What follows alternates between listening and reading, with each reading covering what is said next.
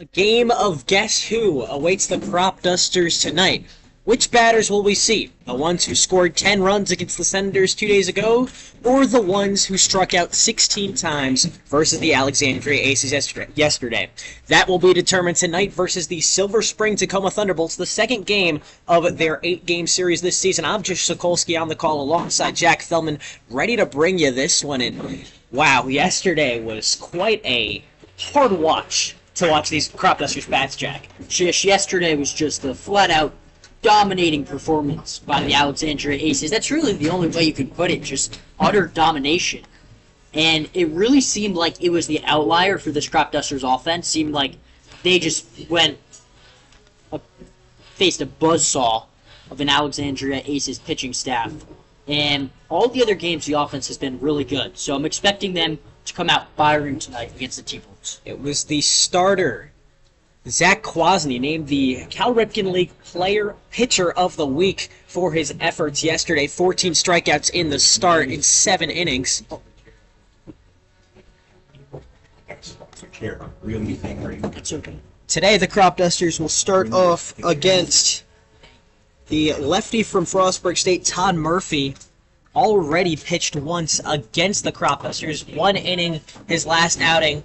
In the Cropdusters home opener, he went 1 inning, allowed 2 earned runs, 3 runs total. So we'll see if he has a better outing this time around against the Cropdusters lineup, who might be a little bit colder after yesterday's disruptive outing versus the Aces. Just, we got a pretty interesting view of the field today. We definitely do. Today we're seated right behind home plate, underneath the bleachers. We hear everybody hustling and bustling on the bleachers above us. It kind of feels like we're in high school again, Jack. It does, and it's going to be really interesting to see. We are directly in line with the umpire and the catcher, so we're really going to be able to see the movement on the pitcher's pitches. And one thing I'm looking forward to tonight, Jish, is the top of the Cropdusters lineup, because they got their guys in. They have Josh Reinhold leading off, Carter Hines second, Jimmy Kirk third. Talk about a 1-2-3. That's a great 1-2-3, Jack. All of those guys are hitting above 480 this season. Josh Reinhold hitting in leadoff. He has 10 hits in 21 at-bats for the Cropdusters. Didn't get to play yesterday, although if he did play, he probably would have gotten a few hits across. We call him automatic here because it seems that no matter what he does, he will get on base, whether it's walking, whether it's hitting. He hit a home run just a few games ago. This is a dangerous leadoff hitter, and if I'm Todd Murphy, the T-Bolts pitcher, I'd pitch around him.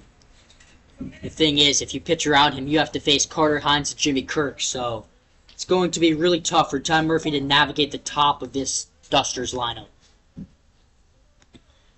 Jimmy Kirk was named Ripken Hitter of the Week, Jish. That's true. We'll talk a little bit more about that when he is up to bat, but a phenomenal week. One you could have really saw coming from a mile away. But we'll first get a glimpse of Josh Reinhold. 12 hits on the season. That leads the team in 25 at-bats. He's also walked 6 times, second most on the team. That's exactly what you want from a cleanup hitter. From a leadoff hitter. He stands in the righty batter's box with lefty Todd Murphy dealing to him first. A slider finds his own strike one, low in the zone. This is where a unique angle, Jack, really lets us see how much it moves. A nice outbreaking ball from the starter. The 0-1. Hit and chopped down to the shortstop, who fields it off the hop, makes the throw on the run. On time and on the money, the first baseman had to really extend out to make the play, but make the play he does, and that brings up the 2-hole hitter. That was a really important out for Todd Murphy to get. Josh Reinhold is a guy that can run, so you're now dealing with a speedy guy on first with no outs, having to face Carter Hines, the best contact hitter on this team, outside of maybe Josh Reinhold, and then Jimmy Kirk, the best power threat on this team. Credit Josh the shortstop. Tough situation. Credit Josh the shortstop for making that long throw across. Brandon Foster with the extension. Now it's Carter Hines up to bat. Takes a slider outside for ball 1. Good movement again from Murphy. Moving from inside to out, but it misses the strike zone, and Carter Hines has multiple hits in his last 4 starts. The 0-1 misses low and inside. Hines went 0 for his first game against the Senators, and since then, he's just been on fire. A fire has been lit under the Shippensburg second baseman. 2-0 the count, none on, one out. Swing and a miss, strike one. The slider got him guessing, high and outside. Good movement, but Carter Hines takes a step out and back into the righty batter's box. With none on and one out, a 2-1 count awaits. Here's the pitch. That's popped foul towards the first base side. The first baseman, Foster, watched it fly over the fence for strike two, a foul ball. Hines hitting .416 on the season, 6 RBIs, and he's hitting 1,000 off of Murphy. Have to imagine that's in just one at-bat, Jish. It is in just one at-bat, or I believe it's actually 2 at-bats. Or no, it's just 1 at-bat. Murphy did go 1 inning against the Cropdusters the last time they played. We're locked in a scoreless tie. Hines broke his back and needed a new one. Hence the wait, a slider outside and fills the count up with 3 balls and 2 strikes. It didn't look like it was super broken, perhaps just chipped, but he needs a new bat regardless. Let's see if he puts it on the ball. The 3-2. Popped into the infield. The shortstop and second baseman both giving chase. Center fielder runs up and makes the play for out number 2. Jeff Sobiter calls off the middle infielders to make the squeeze, and 2 up, 2 down for the Cropdusters with the hitter of the week, Jimmy Kirk, up to bat. Jimmy Kirk was one of the only lifebloods on the offense yesterday. 2 for 4. That's half the team's hits came from Jimmy Kirk. He's hitting .500 on the year and leads the Cal Ripken League with 3 home runs, 8 RBIs. He bombs the first pitch foul for strike one. That's a first pitch slider that Jimmy Kirk wants to have back. That looked like it was right down the middle, Jish. And you talked about yesterday, Jimmy Kirk hit a deep fly ball to left where he was thrown out, trying to stretch it into a triple. Just goes to show you what kind of day it was for the Dusters. Kirk grounds it foul again for strike two. This one a low-hanging slider that Kirk went fishing for. So we'll have to reassess now with 1 strike away from the inning being over. Todd Murphy's been loving that slider. Jimmy Kirk making his first start at first base today, Jish. The 0-2. Swing and a miss, strike 3. A foul tip right into the glove of McCarthy behind the plate. Jimmy Kirk is sent packing, and the first inning, the top of the Cropdusters hitters go 1, 2, 3 down in order to bring up the bottom of the first, when the T-Bolts will get their first crack at the Cropdusters. Still tied at 0 midway through the first. We'll see how the T-Bolts do against the Cropdusters starting pitcher Marty Coyne when we return on YouTube.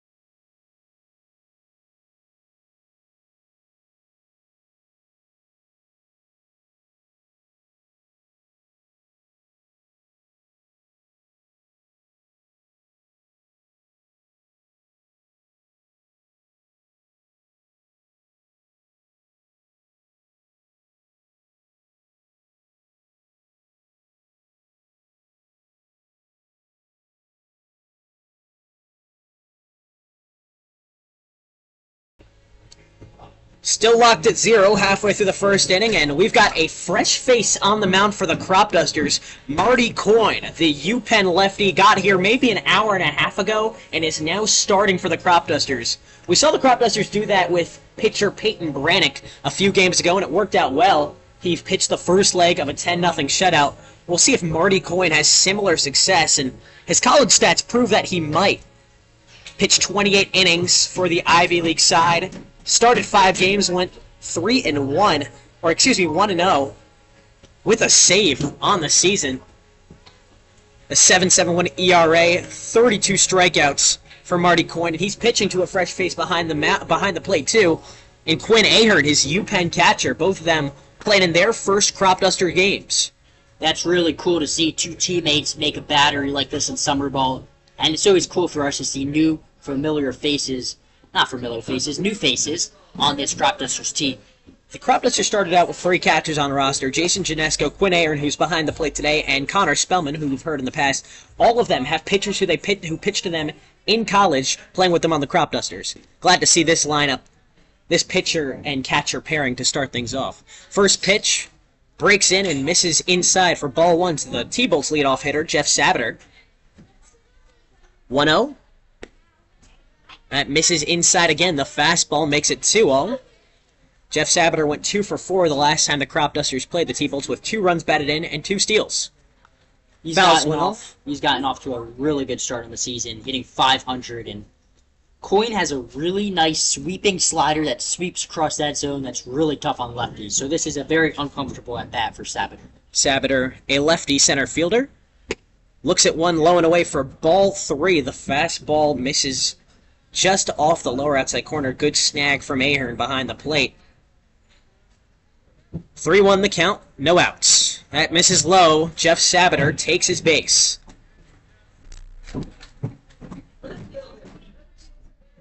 Never want to walk the leadoff hitter, especially a guy like Sabater that has some speed, can steal some bases, so they got to control the run game now. It'd be a big test for Quinn Ahern behind the mound early to see if he can pop up and catch some of these guys stealing. The Cropdusters caught 2 stealing the last they played. That was Connor Spellman behind the dish, though. Up next, it's Quincy Villa, another speed threat for the T-Bolts. Standing in the righty batter's box, cracks one to the second baseman. Hines locates it just in time and makes the throw to first for the first out of the inning. But not before Jeff Sabater makes that run from first to second to get safe, so a fielder's choice leaves the T-Bolts with just 1 out and the heart of the order due up. That ball had some English on it. It was spinning a little bizarrely, so that's not an easy play for Carter Hines to make. Very close bang-bang call at first, but he knew immediately he was not going to turn 2 on that. A little English on that. Yeah, it definitely spun like a jelly fan-esque layup. Bounced off the infield and spun right. So Coyne has 1 out and a runner at second. First pitch is low and inside for ball 1 against the righty 3-hole hitter for the Thunderbolts. That is Nick Keene, playing second base from Frederick Community College. Hit .452 in this past spring. Just his 4th at-bat of the season. Takes one in the zone, an elevated fastball, finds the top corner for strike 1. Speed threat at second, Jeff Sabater. A look back from Coyne, the lefty, likes the sign from Ahern and delivers. Curveball misses low for ball 2. Nick Keene is 1 for 3 on the season. This is his 4th at-bat, as you were saying, Jack. But not a bad averages, albeit in a small sample size. Runner goes. Ahern pops up but slips, so Sabater is in third safely, and the call at the plate is a ball on a sweeping slider. So now 2-1 the count with 1 out and a runner 90 feet away from home. That's Jeff Sabater. Already with the jersey dirty on that slide to third. 2-1. Low, ball 4. Jish, that'll bring up his Frederick Community College teammate, Josh Erd, who's leading the Ripken League in batting average, hitting .579 in 19 at-bats. And there's some Cropdusters on that list. Jimmy Kirk, .500 in second. And then in fourth, Josh Reinhold at .480. Both the T-Bolts and the Cropdusters have the top 4 hitters in the league. Josh Erd being the number 1. He takes one in the lower inside corner for strike 1. Great placement on the fastball by Marty Coyne. Gotta imagine Carter Hines is high up on that list also. Probably just missing that top 5. I'd imagine somewhere in that top 10, though. 0-1. Kept on the ground to short. Reinhold fields it, makes the underhand toss to second for 1 out. Back to first. And he's out. The double play ends the inning with a runner at third. Marty Coyne fist bumps his catcher Ahern as he trots back to the dugout. And the Cropdusters and T-Bolts remain scoreless despite a scare, Jack. That was a huge double play, and you saw Coyne smile at his catcher Ahern. Just so fun, the dynamic between those two. Runners in the corners, that was the nightmare scenario for the T-Bolts. We'll see how they respond on defense with the 4, 5, and 6 batters for the Cropdusters due up at the top of the second. 0-0 Cropdusters and T-Bolts dead even after 1. Stay with us on YouTube.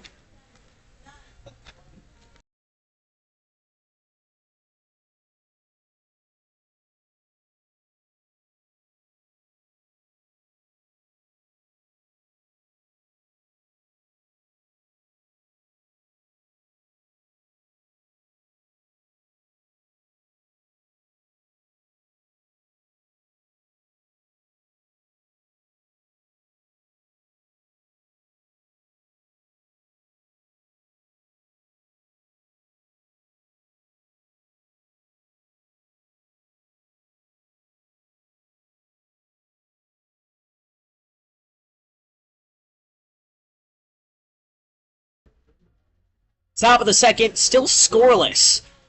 Todd Murphy to deal for the Thunderbolts in the top of the second frame, and Jish, Sokolsky, and Jack Feldman on the call for this one. The Cropdusters got out of a sticky situation to end the first inning, a double play turn against the league's leading hitter, and now it's up to the cleanup hitter, Ryan Boma, to get the first base runner on for the Cropdusters after they went down 1-2-3 at the top of the first. When you think of the best hitters in this lineup, you think of Jimmy Kirk, you think of Josh Reinhold, Carter Hines. But Ryan Boma is right there, statistically and just through the eye test. He's a hitter. The vibes are hot with Ryan Boma. He just exudes that kind of energy. His last start, though, he played third base, went 0 for 5 with 4 strikeouts, and a 10-0 win over the Senators. And he takes one on the foot. The breaking ball crashes down into the body of Ryan Boma, so he'll take a base early. And that already brings up Ehia Koje after just one pitch.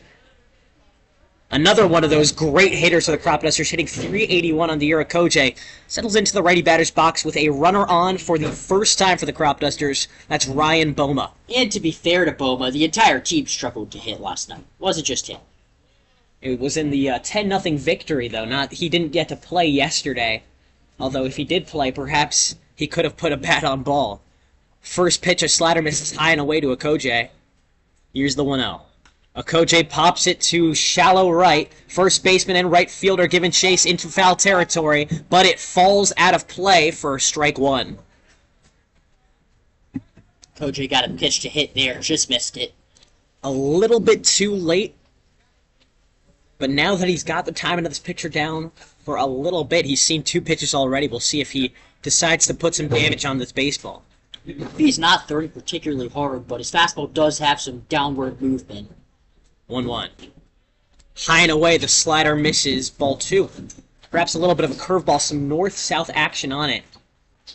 Maybe a slurve. Some diagonal movement, I don't know. Jack, you keep shaking your head at me. I don't really... These pitches...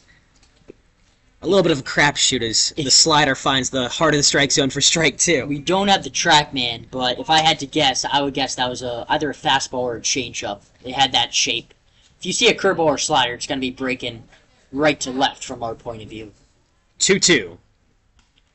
Right into the heart, he hits it into shallow right. The right fielder tracks up and makes the grab for out number 1. A long run for Matthew Walters, who sprints ahead about 10 yards to make the play, and it brings up Quinn Ahern. And his first at-bat in a Cropdusters uniform. Excited to see what he's going to do, and he got a lot of innings at Penn.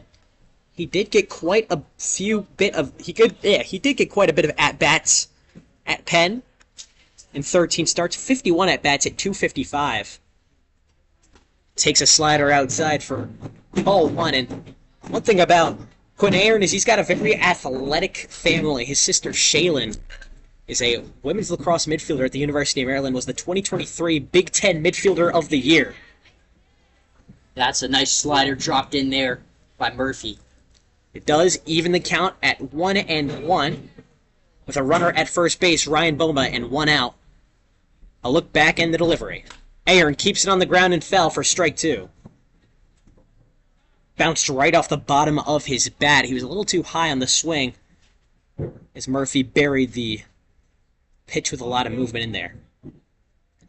So a 1-2 count with 1 out and 1 on the top of the second, scoreless. Ahern takes a pitch outside for ball 2. Murphy throwing a lot of off-speed to Ahern, trying to get him on the ground. You got Boma at first and a catcher in Ahern up, who typically catchers don't run well. Double play scenario on the table. 2-2, fouls one back to stay alive, and the speed of Ahern we haven't yet seen. Went 1 for 2 on steals this season, so didn't even really try in the numbers department. The 2-2. That's hit right up the middle and over the head of the shortstop. It falls for a base hit. Boma around second. Stays there as the center fielder Sabater collects it in center field to hold him at just 1. 1 plate appearance and 1 hit for Quinn Ahern to start his Cropdusters career. Well, that's a barrel for Quinn Ahern right back up into center field, dropping just before Sabater really tried to even attempt to make a play on it. And welcome to the Cropdusters. Always good to get a hit in your first at-bat. A well-hit ball that just sat right when it needed to. It brings up Brian Scott. Still just 1 hit on the season for the center fielder from Frostburg. Boy, how many times does it seem like he's come up in big situation with runners in scoring position? With 1 out and 2 on, including that one at second base, he takes the first pitch low for ball 1. The fastball doesn't fool Brian Scott, who's up against his Frostburg teammate on the mound, Todd Murphy. Perhaps some familiarity benefits the batter here, the 1-0. Checks his swing as a off-speed misses outside for ball 2. Yeah, it's always hard to face your teammate because, they know what pitches you throw, they know your tendencies, they know where you're trying to attack. 2-0 the count. Scott staring down Murphy and takes it in the strike zone. Strike 1, a nasty movement from left to right and buried into the bottom of the strike zone for Murphy. And Jish, these are just fastballs, but they have a lot of movement on them. They're moving very much arm side. He's flicking the wrist quite a bit when he's pitching. 2-1. Swing and a miss, strike 2. Brian Scott was tempted by a high fastball that was drifting outside, and now he'll have to reassess with 2 strikes, 2 balls, 2 on, and 1 out the top of this scoreless second inning. Just perfectly elevated. Not going to be able to do much with that pitch. The 2-2. That is hit on a line to right field. It falls in front of the right fielder for a base hit. Boma stops his run at third. Aaron thought about 2. But instead, it'll load the bases with Griffin Puvel up to bat. Brian Scott's second hit of the season, and it comes at a big time to load the bases. That's got to feel good for him. He's come out with runners in scoring position more than anyone else on this team, it seems like. And he's hit some balls hard, just hasn't gotten any to fall, and that's a really nice swing. Opposite field, falling for the hit. Got to feel good if you're the center fielder. It definitely has to feel good with Griffin Puvel up to bat. The sac fly on the table, so is the double play with bases loaded. At the top of this second, here's the pitch. Way outside, ball 1. North-south movement, but doesn't fool Puvel, who steps back into that batter's box. He's hitting 111 on the year, but he's hit some balls hard, Jack. Absolutely. Murphy just couldn't get the off-speed pitch in there for a strike. Puvel playing right field tonight, not in center where we normally see. The 1-0 misses the catcher's glove. Boma runs home from third, and he'll score. A wild pitch brings in the Cropdusters' first runner to make it 1-0 Crops at the top of the second inning. Almost hit Puvel in the foot there, too. Came very close. And just going back to the outfield defense is really phenomenal tonight with Koje in left, Scott in center, and Puvel in right. You've seen Puvel and Scott make tremendous plays in the outfield. Well, let's see if Puvel can make a tremendous play with the bat. 2 balls, no strikes. He swings at 1 and sends it backwards for strike 1. And right at our faces behind these bleachers behind home plate. That's a little scary. The net does its job. We got a net, Jish. Well, hold on. But the net does have a lot of give. It has some give. We tested it out before the game.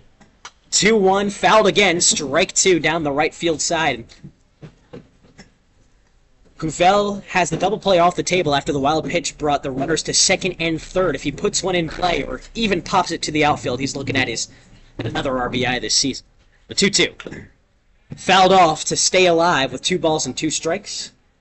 1 out and 2 on. Doing a good job of battling, fouling off 3 straight pitches.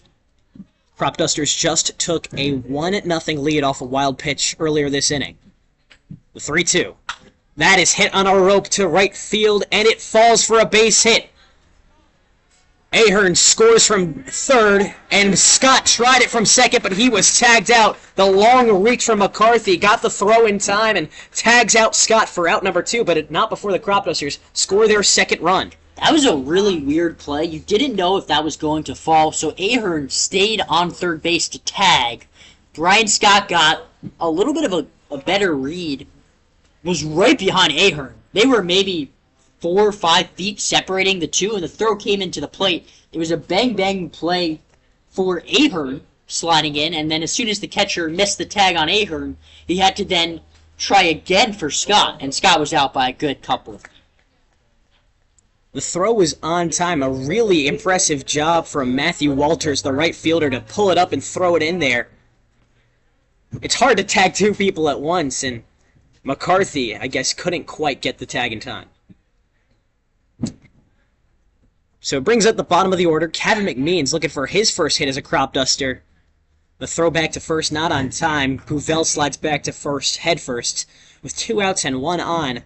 McMeans 0 for 11 on the season. See if he can turn that around now.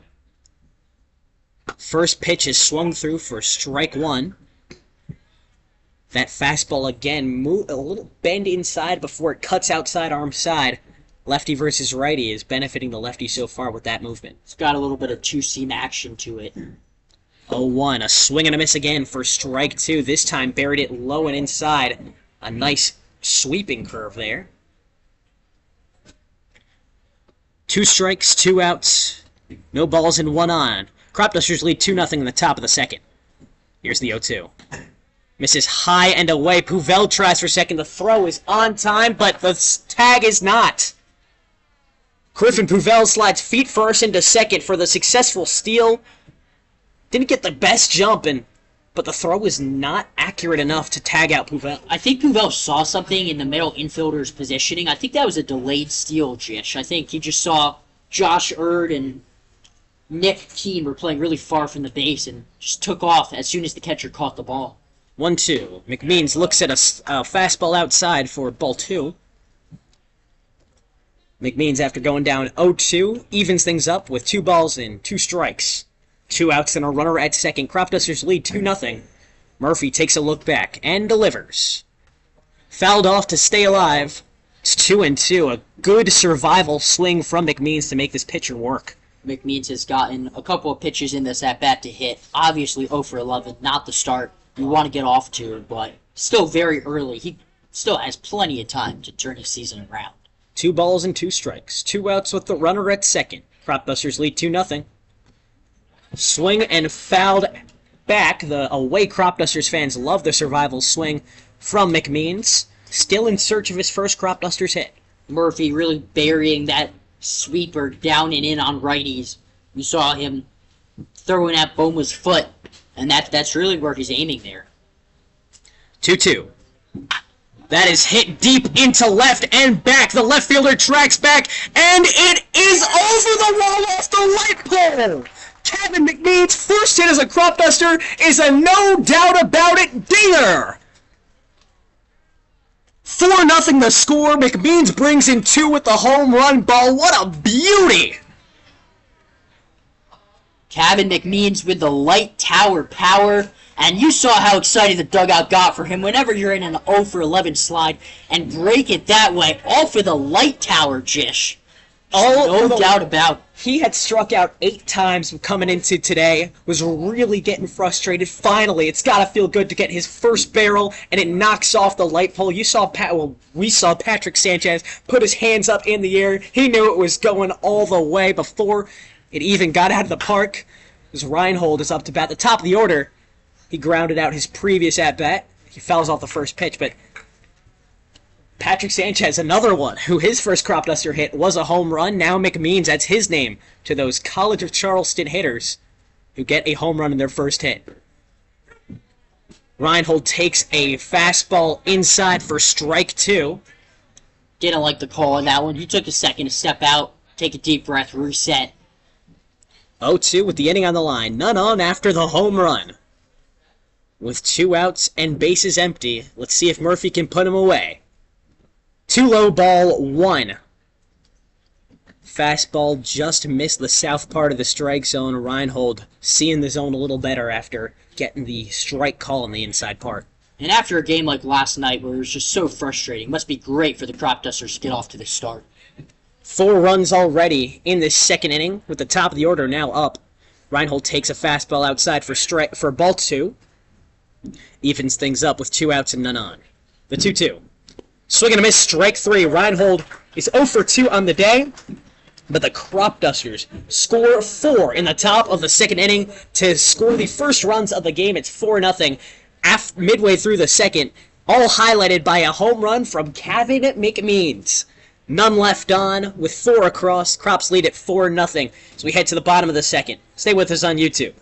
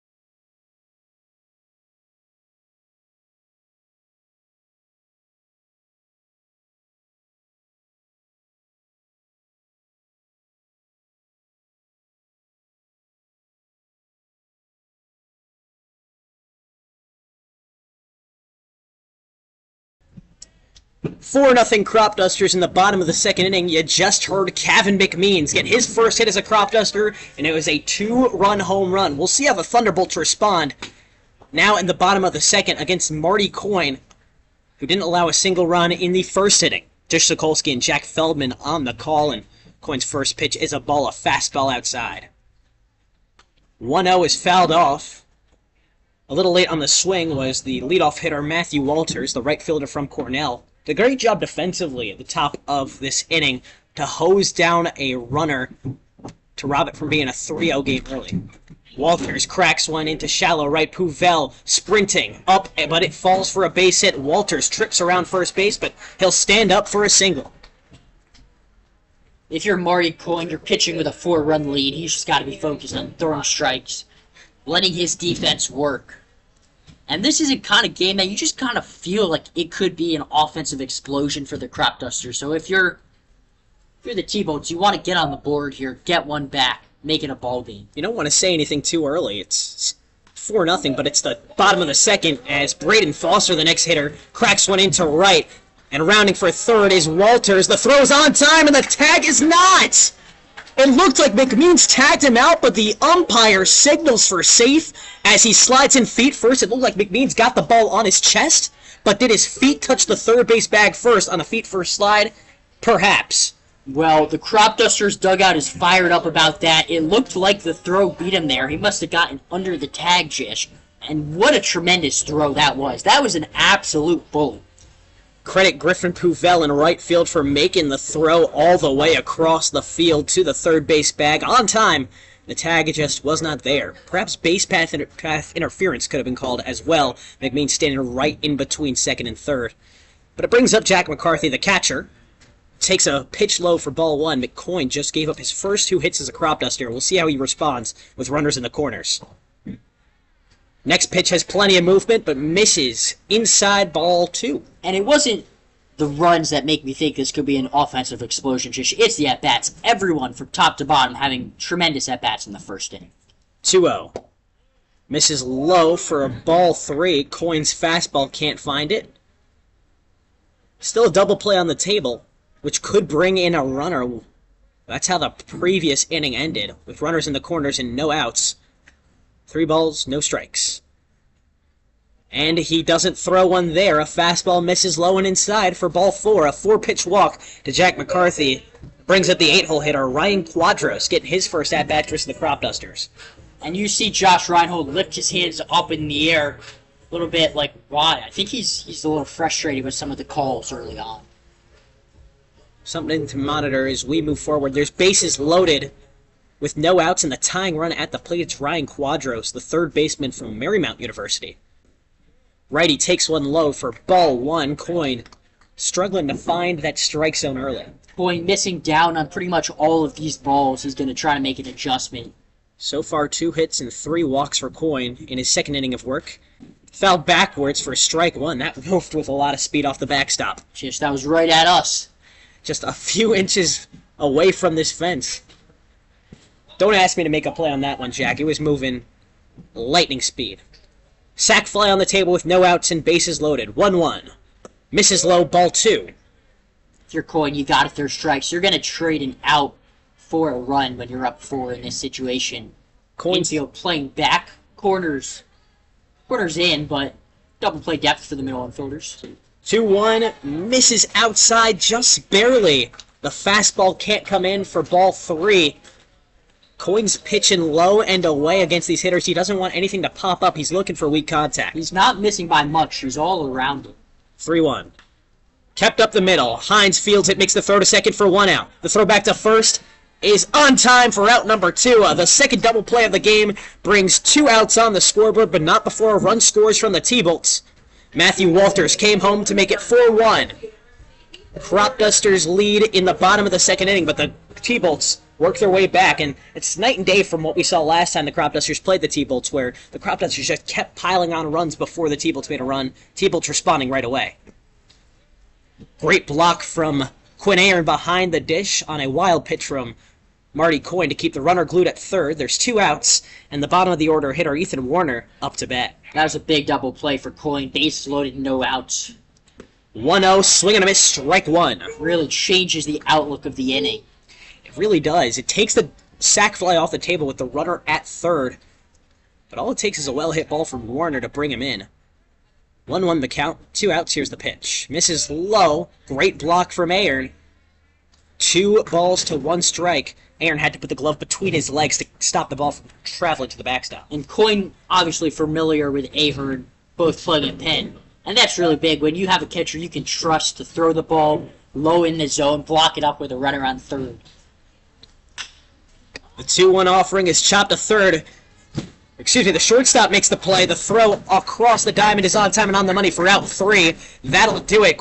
Captain McGee's dove for it on the left side of the infield, but Reinhold fielded it off the hop and made the throw on time to put them away and keep the runner glued at third. So after bases were loaded, just 1 run came across for the T-Bolts in the bottom of this second, and the Cropdusters bats, which you've got to imagine are enormously hot, hotter than molten lava, are back up to play in the top of the third. We'll see you there. Jish Sokolsky and Jack Feldman on this call on YouTube.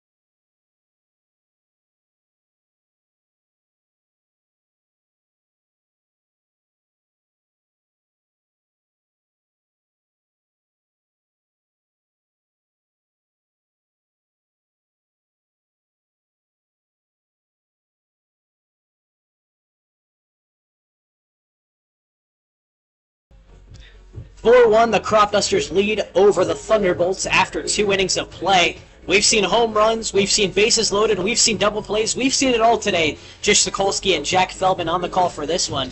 Cropdusters bats get going again after scoring all 4 of the runs in the top of the second inning, where the bats really just got better and better as the inning progressed. And the Cropdusters are going to try to tack on some more runs.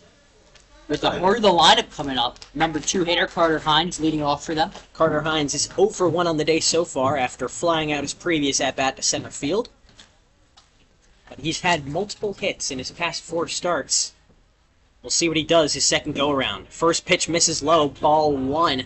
Fastball cannot be lifted enough to get Carter Hines swinging. 1-0 the count. Here's the pitch. Misses high and away for ball 2.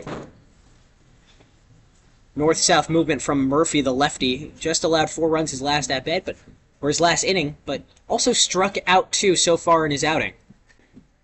Hines takes one right down the middle for strike 1. Just seems like when Carter Hines is in the midst of an at-bat and you look up, the count is always 2-0, 2-1, 3-1. Never seems like he's in the 0-1, 0-2, 1-2 situation. 2-1 the count. Murphy misses low for ball 3. Carter Hines seeing this zone well, but hasn't yet swung the bat except for his flyout in the first inning. 3-1. Misses inside, or no, it finds the bottom outside corner for strike 2. Hines now has to take that really slow walk back to pick up It's the walk of shame, really. You flip your bat thinking you walked. That's what he did. That's what happened to Senators batter last time that happened. 3-2. Chopped backwards to stay alive with 3 balls and 2 strikes. No outs still. In the top of this third, Carter Hines broke his bat in the last time he was swinging. That one was a little worse, though. He flipped that bat way further. Had to walk all the way back nearly to his dugout. The 3-2. Hines cracks one beyond the glove of the second baseman into right field for a base hit. A nice line drive evaded the outstretched hand of Keene at second, and it brings Carter Hines to first, his first knock of the day.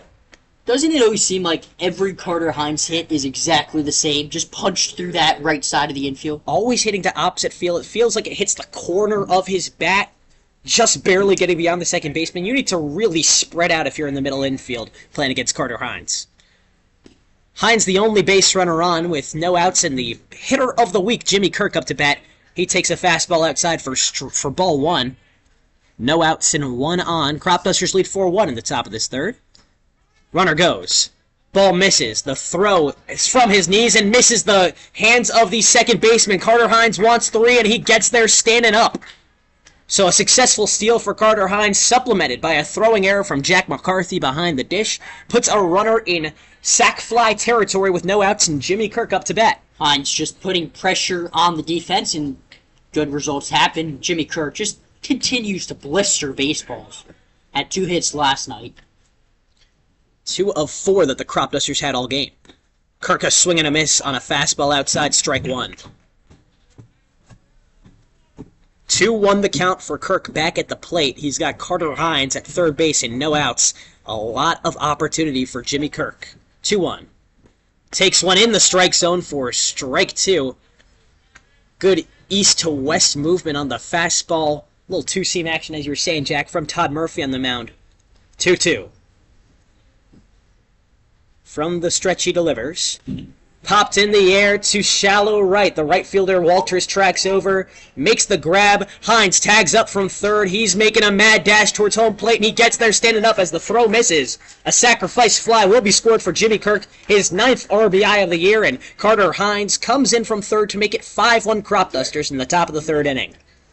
We saw earlier with Calvin McMead's homer, the Cropdusters can have an big inning with the power threat, and here they manufacture a run. Carter Hines with a single, steals second, advances to third on the error, and then takes home on Jimmy Kirk's sacrifice fly. So there's 1 out now and no runners on with Ryan Boma up to bat. Hit by pitch in his previous at-bat, takes a first pitch high and away for ball 1, the exact opposite of the pitch that hit him. Swing and a miss for strike 1 on a fastball that wasn't even close to the zone. So a little bit out of his reach, on the outside part of the plate. 1-1 the count. Murphy misses low. A check swing from Boma makes it 2-1. Jish, it might just be because we're really close to the dugout, but don't they seem a little bit more fired up than usual today? I think when you strike out 16 times, only get 4 hits and no runs, you're a little bit more fired up, a little bit more desperate. The Cropdusters with 5 runs today to the T-Bolts 1 in the top of the third, so definitely reason for them to be a little louder, a little more vocal today, Jack. Especially when you have some new players joining you for today's game. Always nice to get off to this start, give them that first impression. 2-2 misses high and away for ball 3. Ryan Boma with a full count against his Frostburg teammate, Todd Murphy, on the mound. You know what it might be, Jish? The bullpen is really close to the dugout, so we might be hearing them a little. Boma fouls off the 3-2 to stay alive. A well-placed fastball in the inside part of the strike zone. Boma sees it well, but swings too late. You can always count on Ben Berger to be chirping from the bullpen. Another Frostburg guy. 3-2. Inside ball 4, Boma takes a base. Reached on a hit by pitch. Reached on a walk now. He scored the first run of the game, and he's on the base paths again for the Cropdusters with Ahia Koje up to bat. The T-Bolts had some good swings off of Coyne in the last inning, so Cropdusters really looking to add on some more runs here. Koje and the Cropdusters have had some good swings off of Todd Murphy as well. Definitely. And there's another good swing, pulled deep into left field, where the left fielder runs out and makes the catch, tracking diagonally. It'll send Boma back to first base, but a fast hit ball from Ahia Koje. Just great instincts from that left fielder to track over and make the play. Man, Koje has really hit into some bad luck. He's had maybe 3 or 4 swings the past couple games that have just been absolutely smoked. You know, we don't have a hit track band here, but I would guess that's over 95 exit velo, maybe even 100. That ball was blistered, just right at the outfielders. Koje 1 for 2 on the day now after that fly out. Credit to Quincy Villa making the fast play diagonal and back to rob Koje of that hit. That was one of the hardest hit balls of the season, Jish. 1-0 the count for Quinn Aaron at the dish. Had a hit in his first at-bat, a softly hit single to right field. A checked, or a throwback to first base does not fool Ryan Boma, who slides safely back in. The 1-0. Popped in the air to shallow right. Walters stands still, looks up at it, and makes the squeeze for out number 3. Just 1 run to speak of for the Cropdusters in the top of this third. came from Carter Hines and the sac fly from Jimmy Kirk. So it's 5-1 the Cropdusters. Midway through the third inning, the Thunderbolts scored their last time out, and they're looking to rain and pour some more over these Cropdusters. It's 5-1 Crops, midway through the third. Stay with us on YouTube. Jish, Sokolsky, and Jack Feldman on the call.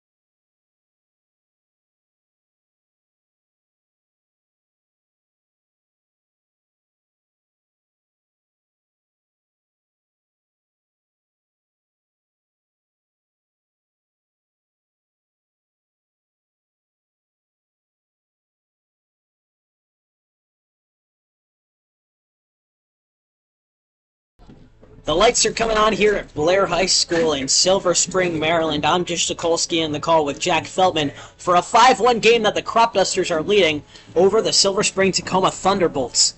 Marty Coyne just got here today, and he's having quite the shaky outing. Allowed his first run as a Cropduster the last inning, but overall has gotten out of some sticky situations. Some well-timed double plays from the infielders and the outfielders, respectively. He's gotten out of the situations. That's the important part, Jish. Only giving up 1 run so far.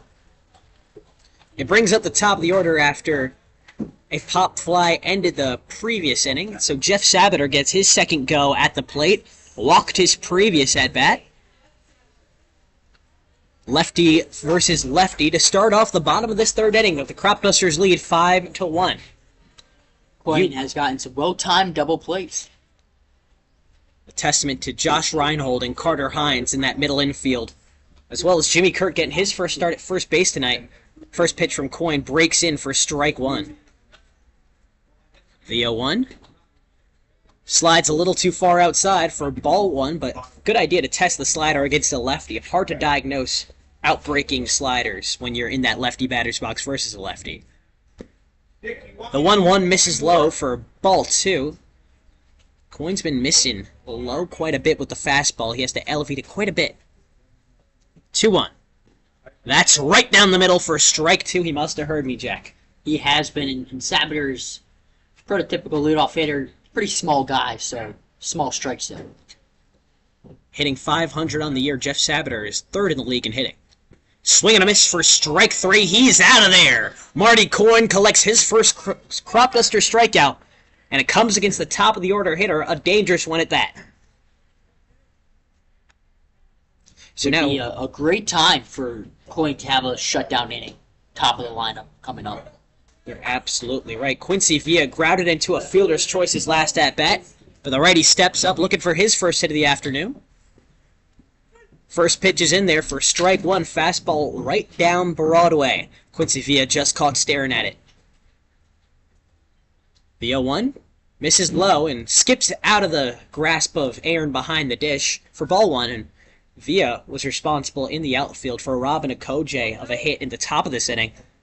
Really great stuff from the left fielder. 1-1 the count, 1 out and none on. Swing and a foul ball, strike 2. Coyne living on that outside corner right now, getting Villa swinging at anything close on that outside corner. Another two-seamer from the lefty. Breaks in and out. Villa tried it, but couldn't get it. 1-2. Checks it, but it's in there for strike 3. 2 straight strikeouts at the top of this order for Marty Coyne. He's really breaking into this game now. Coyne just went away, and finally busted Villa in and just froze him. Got the strikeout look. Up now for the Thunderbolts, looking to not go 1-2-3 with strikeouts. It's Nick Keene. Checks his swing, but it's in there on the south part of the strike zone. Strike 1. Coyne is feeling himself right now, pumping strikes. 7 straight strikes. The 0-1 misses low for ball 1. Better eye from Nick Keene on the second pitch. Swings the bat around and gets ready to attack this lefty from his righty batter's box. 1-1 the count, a 5-1 ball game. The Crops lead with 2 outs in the bottom of the third. Chopped foul, strike 2.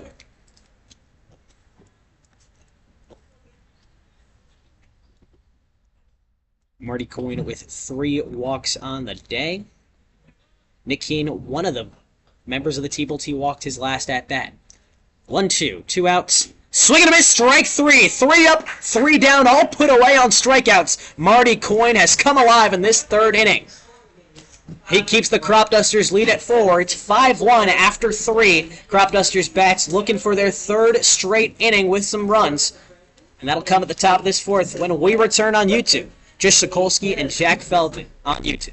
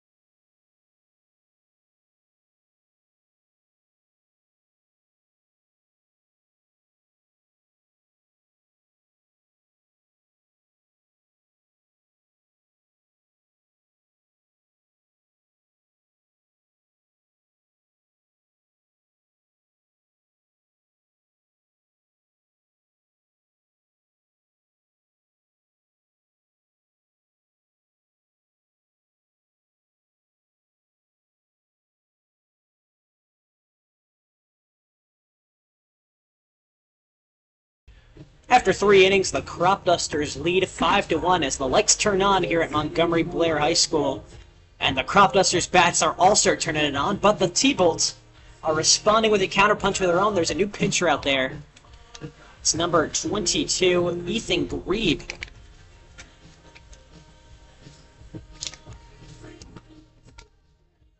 Ethan Grebe goes to Frostburg, and he's going to face his teammate Brian Scott coming up in this inning.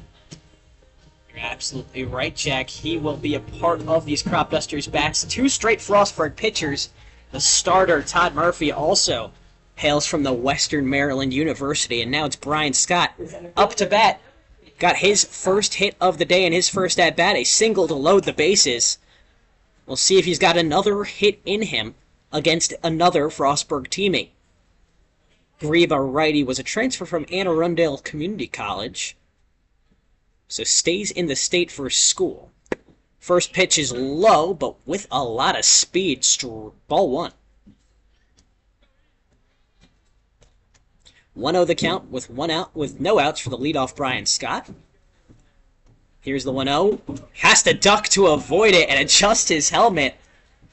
Ethan Grebe gave his Frostburg teammate a haircut. Scott's gonna stare, give a look to his teammate there. You trying to hurt me? Come on, we're supposed to be buddies, man. Saw the 2 of them talking before the game as well. 2-0 the count. Scott ducks to avoid injury. No outs. Takes one on the outside portion. Strike 1, a filthy pitch for his first strike. Ethan Grebe gets on the board. Brian Scott getting a hit in his first at-bat today, just trying to build off of that momentum. 2-1 the count. We'll see if he swings at this, because he usually swings after a looking strike. Checks his swing, and that's the right decision. Ball 3. The center fielder stretches the bat behind his back, circles it around, and steps back into the righty batter's box with a 3-1 count, and none on and no outs. The exhale and delivery. That misses inside. Ball 4. Brian Scott takes a base, a hit, and a walk for the center fielder. Exactly what he wants to start it off. Definitely 2 really nice at-bats for Brian Scott today. You gotta love to see that, Jish. I do love to see it. His dad loves to see it too. He's come to every single game. Brad Scott, the president of OBGC and the Cropdusters, watching his son have a very good game today. 1 for 1 with a walk, and now it brings up Griffin Pouvel. Also a pretty good game. It's 5-1, Cropdusters over the Thunderbolts. At the top of the 4th, and Griffin Pouvel was responsible for bringing in the first runners on a single in his last at-bat. With a 1-0 count after a pitch misses low, he's got Scott at first. The throw back to first, not on time. Scott slides in head first to beat the throw. Just barely, really close play at first. Scott's been dancing around this righty at first base. He's taken a really hefty lead, at least 2 or 3 strides off the bag. Don't blame Grebe for throwing back. A checked swing makes contact, but lands foul for strike 1. Puvel tried to hold up, but the crack of the bat signifies that ball did make contact with his baton. Fortunately, it evades the glove of the first baseman who made a bad dash for it. Instead, lands foul. And Grebe knows Scott over at first. He's going to keep him real close. He knows how fast he is.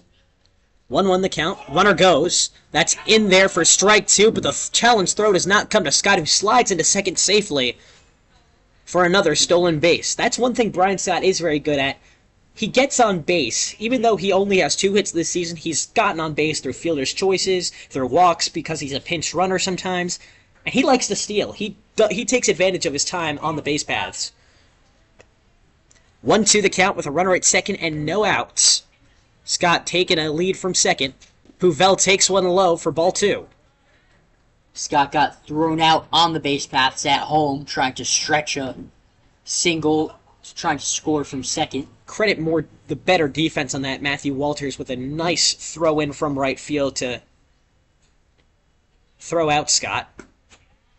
The 2-2 offering misses high. The curveball can't sink low enough. So Griffin Puvel has an open base 90 feet to his right. 3 balls, 2 strikes, and no outs with a runner at second base. Already with an RBI today, another hit can bring in another. That's popped in the air, and it lands foul. And it just seems like the trend of this Cropdusters offense is when players are hitting, everybody's hitting.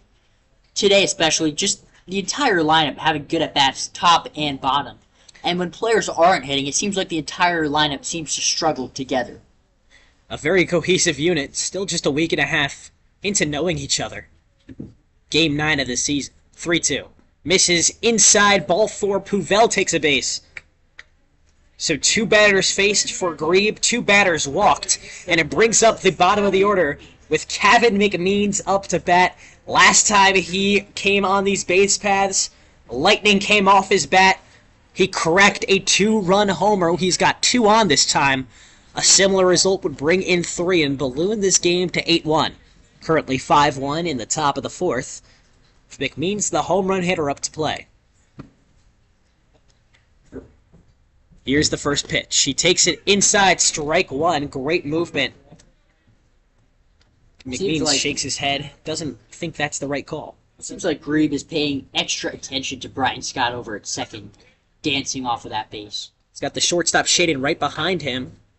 McMeans pops one to right field this time. The right fielder tracks back at the warning track to make the play. Scott tags up from second, and he reaches third, standing up, so McMeans is sent packing for the first out of the inning, but it brings up the top of the order and the sacrifice fly opportunity. A sacrifice hit for McMeans as he trades notes with Josh Reinhold, the top of the order hitter. Still looking for his first hit on the day, Jack. Grebe really trying to bury that fastball down in the bottom of the zone, trying to get Josh Reinhold on the ground. It's 5-1 Cropdusters with 1 out in the top of this 4th. The 6th run for the Cropdusters standing just 90 feet away at third base. That's Brian Scott. With Puvel at first, another speed threat, already stole a base today. First pitch misses low and inside, ball 1.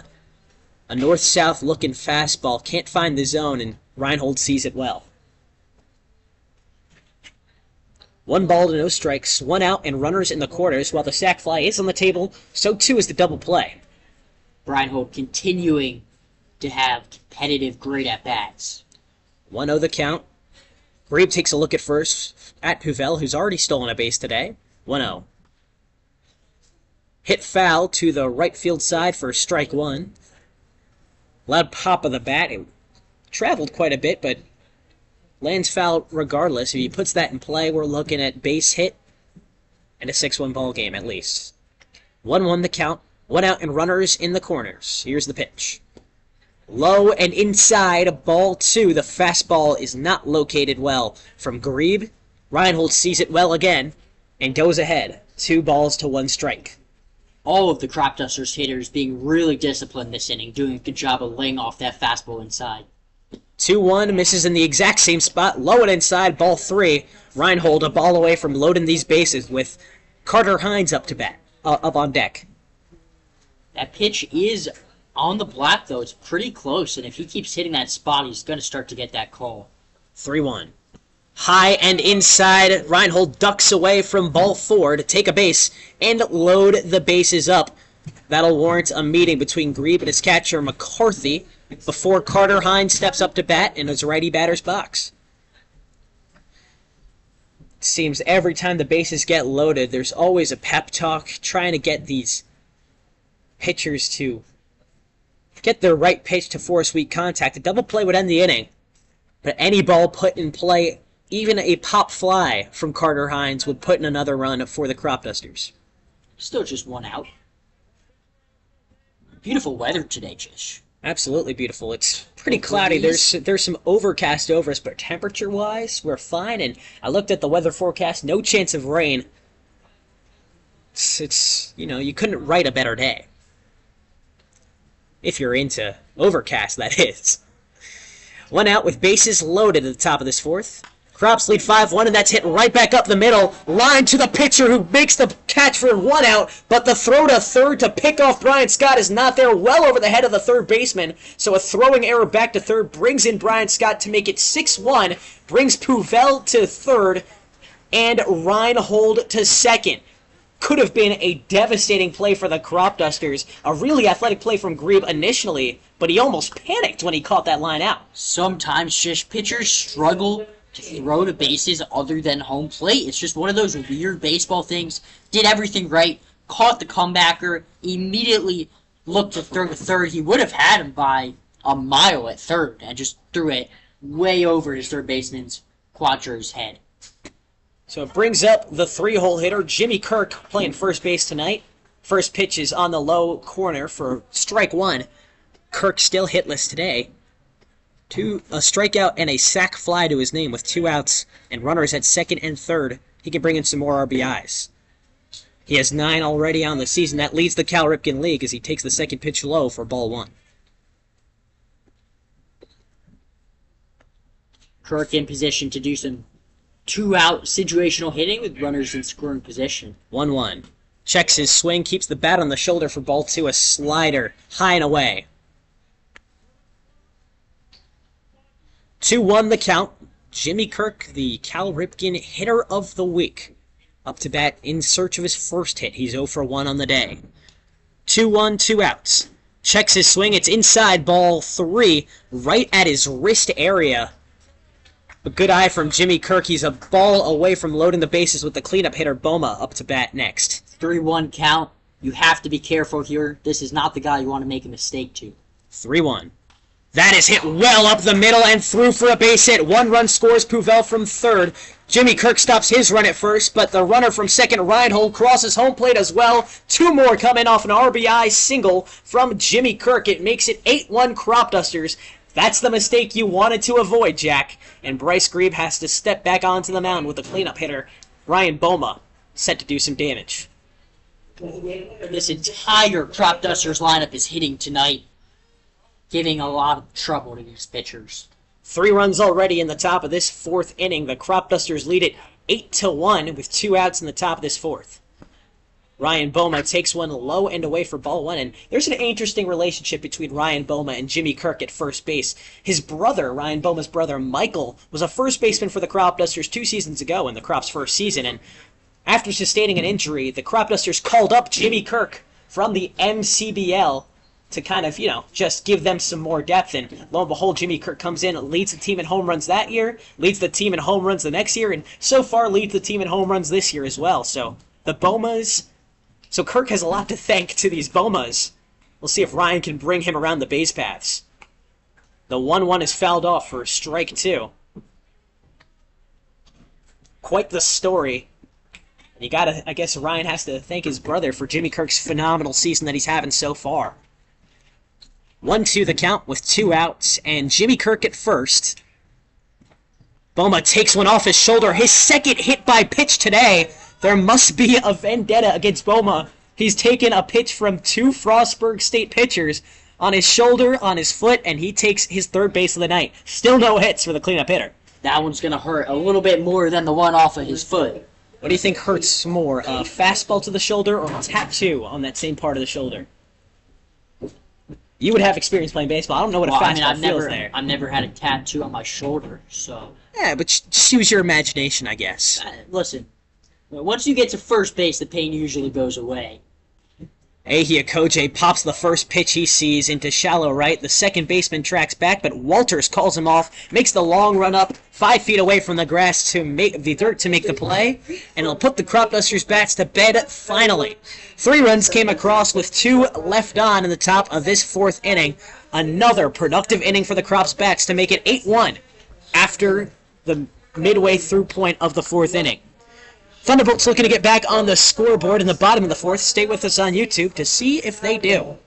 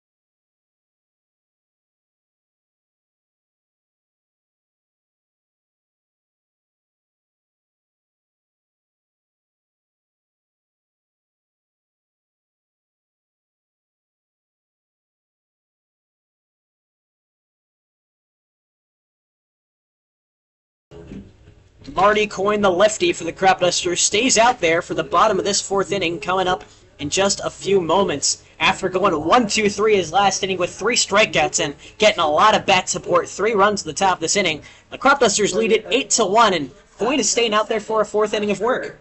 In the 3rd inning, Coyne faced the 1-2-3 of that T-Bolts lineup and struck them all out, just dominating.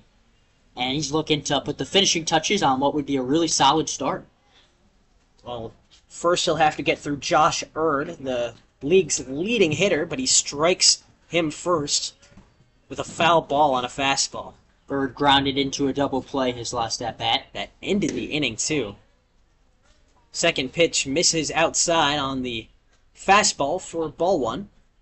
Parker Dean warming up in the Cropdusters bullpen.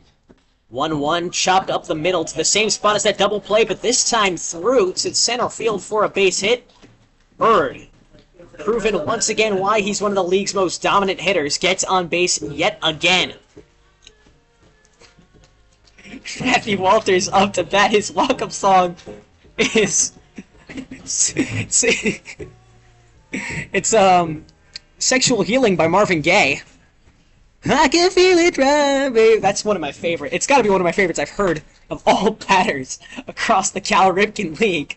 Why are you walking up to that? What kind of feelings are you trying to elicit? You want to make the pitcher fall in love with you?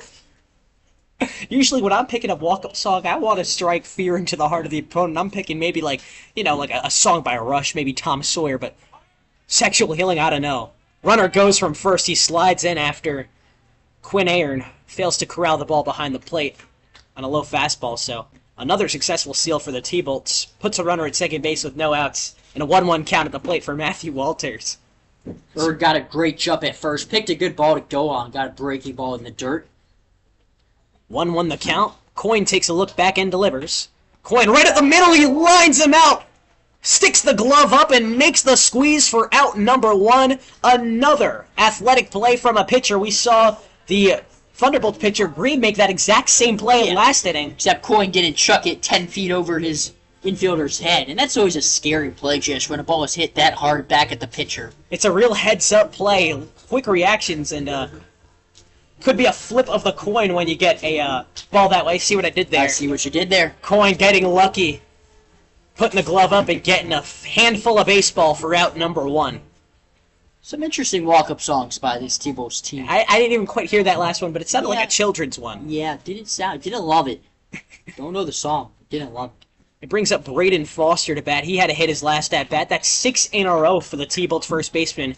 He went 5 for 5 last night in a win over the DC Grays. An 18-10 win for the T-Bolts. Had 3 runs batted in and 3 runs that game as well.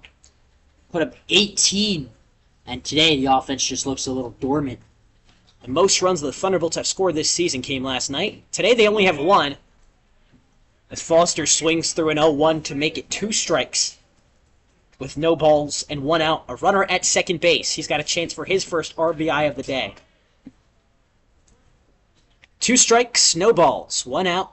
In the bottom of this 4th inning, Coyne takes a look back, nods, another look back, and now he delivers. 2 low, good block from Ayrn to make it ball 1 and keep that runner at second base. Looks like Ayrn might have gotten crushed up a little bit on that one, but he had to dig his elbow closer to his body to make the grab between his legs. Coyne has really gotten much stronger as the game has gone on, and that's what you want to see out of your starting pitcher. Someone that, as the game goes on, doesn't tire, doesn't fatigue, stays, and even gets better in his case. It's a reason why he got plenty of run in his freshman year at UPenn, a D1 program. Coyne the look back. Steps off, trying to catch the runner going, but Josh Erd stands up at second safe.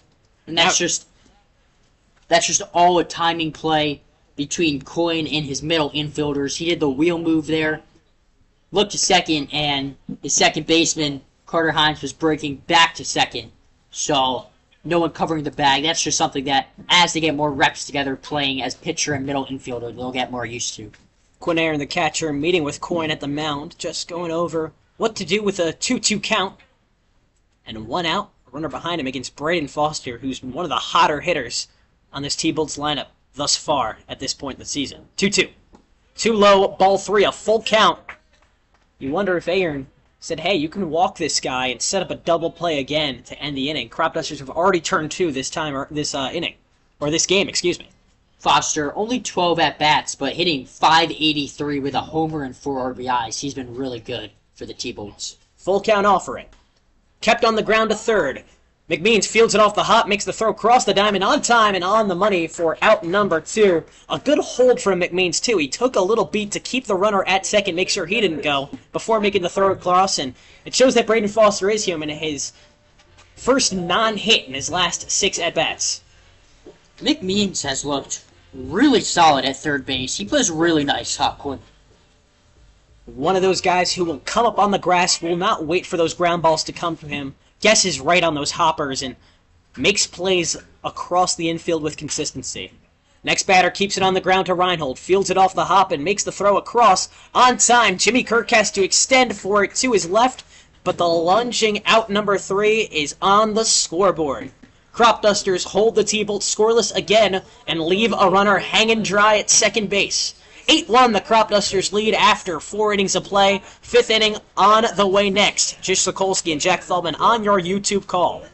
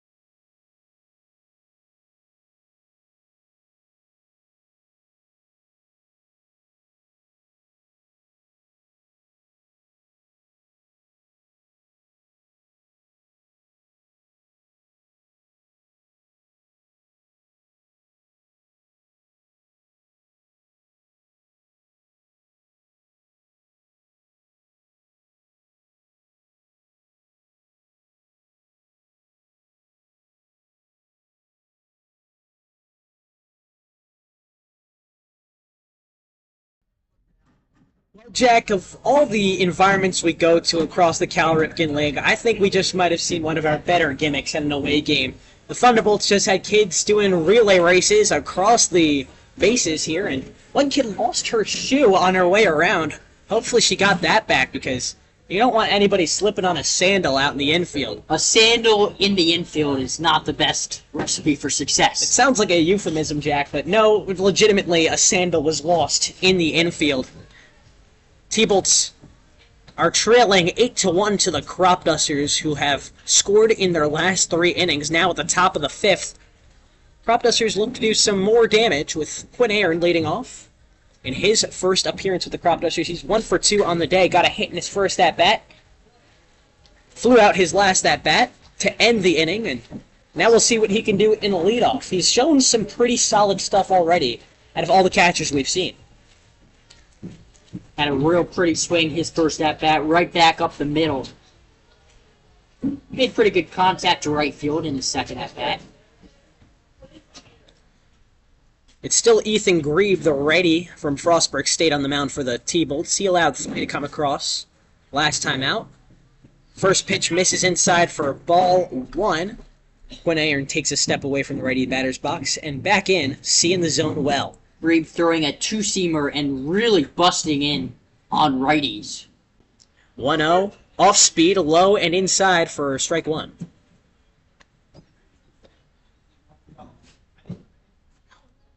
A ball and a strike, with no outs and none on. Grieve catches Aaron swinging for strike 2. A nice slider from east to west. Aaron didn't get a good feel of the run on that one, and now has to settle in with a 1-2 count. Low and away, ball 2. Aaron breaks even. 2 straight sliders from Grieve. We'll see what he offers to try and put Aaron to bed. The 2-2. Popped foul. First baseman Foster giving chase backwards, but it lands over his head in foul territory to stay alive with 2 balls and 2 strikes. Aaron not going down without a fight. Really tough guy to strike out. He's getting two-seamers in on his hands, elevated sliders away, just battling off everything. A little late on the swing, though. It's his first go-around with Ethan Grieve on the plate, or on the mound. So he's still getting a feel for this righty. The 2-2. High and inside. Ball 3. Almost tipped his cap. Almost hit the visor of his helmet. That's how high that ball came. It tried to break down, but just not enough. Full count for the leadoff Aaron. No outs, none on. Takes it low. Ball 4. Quinn Aaron takes his second base of the night. That'll bring up Brian Scott, who has a hit and walk Jish. 2 really solid at-bats. This bottom of the order has produced hits from the 7, 8, and 9 hole hitter tonight. Scott, the aforementioned 8. He has a steal as well on the base paths. Scored his last time around on a throwing error. Pops the first pitch he sees foul for strike 1. Brian Scott broke in this pitcher on a full count walk. He's now down 0-1 on a second go-around with Grieve, his Frostburg teammate. Grieve does a really good job inducing ground balls with that two-seamer. That time induced a swing and a miss for strike 2. Scott chased one low. The curveball this time with a little less elevation caught the batter's eye and caught his eager swing.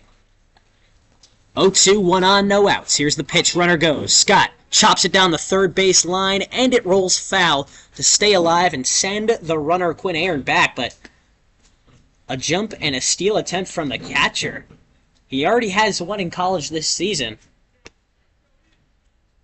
Got a good sign from the infield and the pitcher, but now he'll warrant some attention with a 2-stride lead off the first base bag.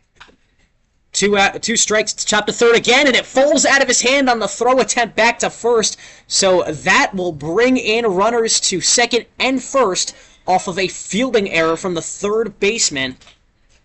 That's brutal to bring Scott to first and bring Aaron to second. Just nothing going right for the T-Bolts right now. Ryan Quadros gets a ground ball at third that looked like it could have been a double play.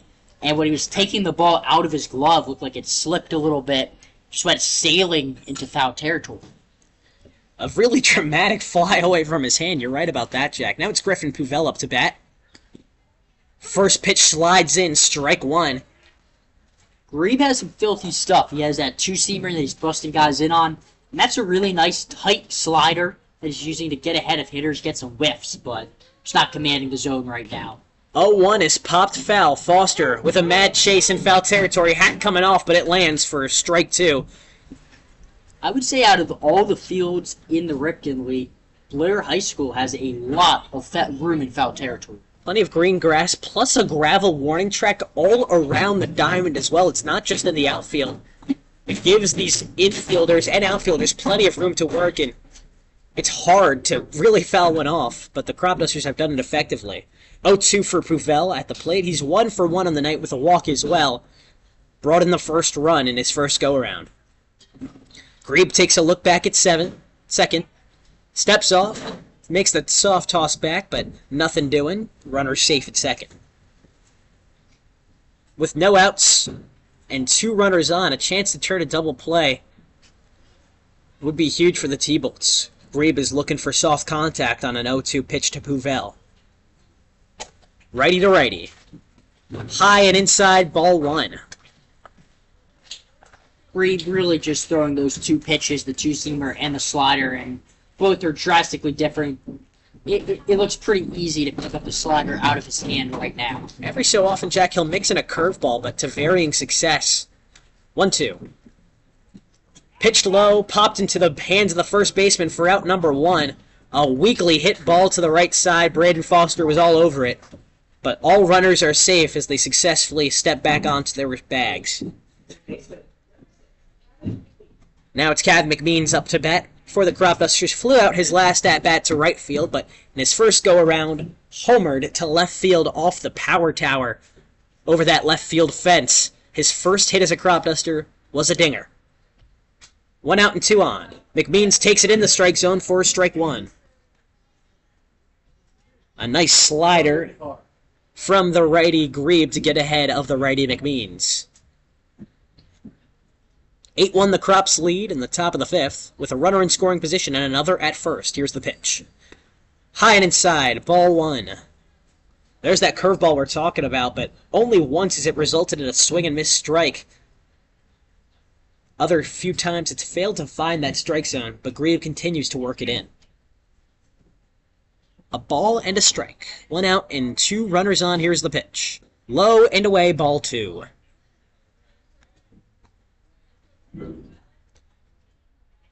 McMeans seeing the zone well. A lot of hacks in his first few games with the Cropdusters, but the game is slowing down for him a little bit now, and he's got the home run on his resume. He doesn't have the need to force it. That one is hit well into left field, but the left fielder Villa tracks up, makes the play, and the throwback to second doesn't beat the run back from Quinn Aaron. So a quick fly out to left field will put Kevin McMeans to bed and bring up the top of the order. It's Josh Reinhold up to bat, fresh off his first hit of the afternoon, a single up the middle. He's got 2 runners on with 2 outs. Force play exists at first and second.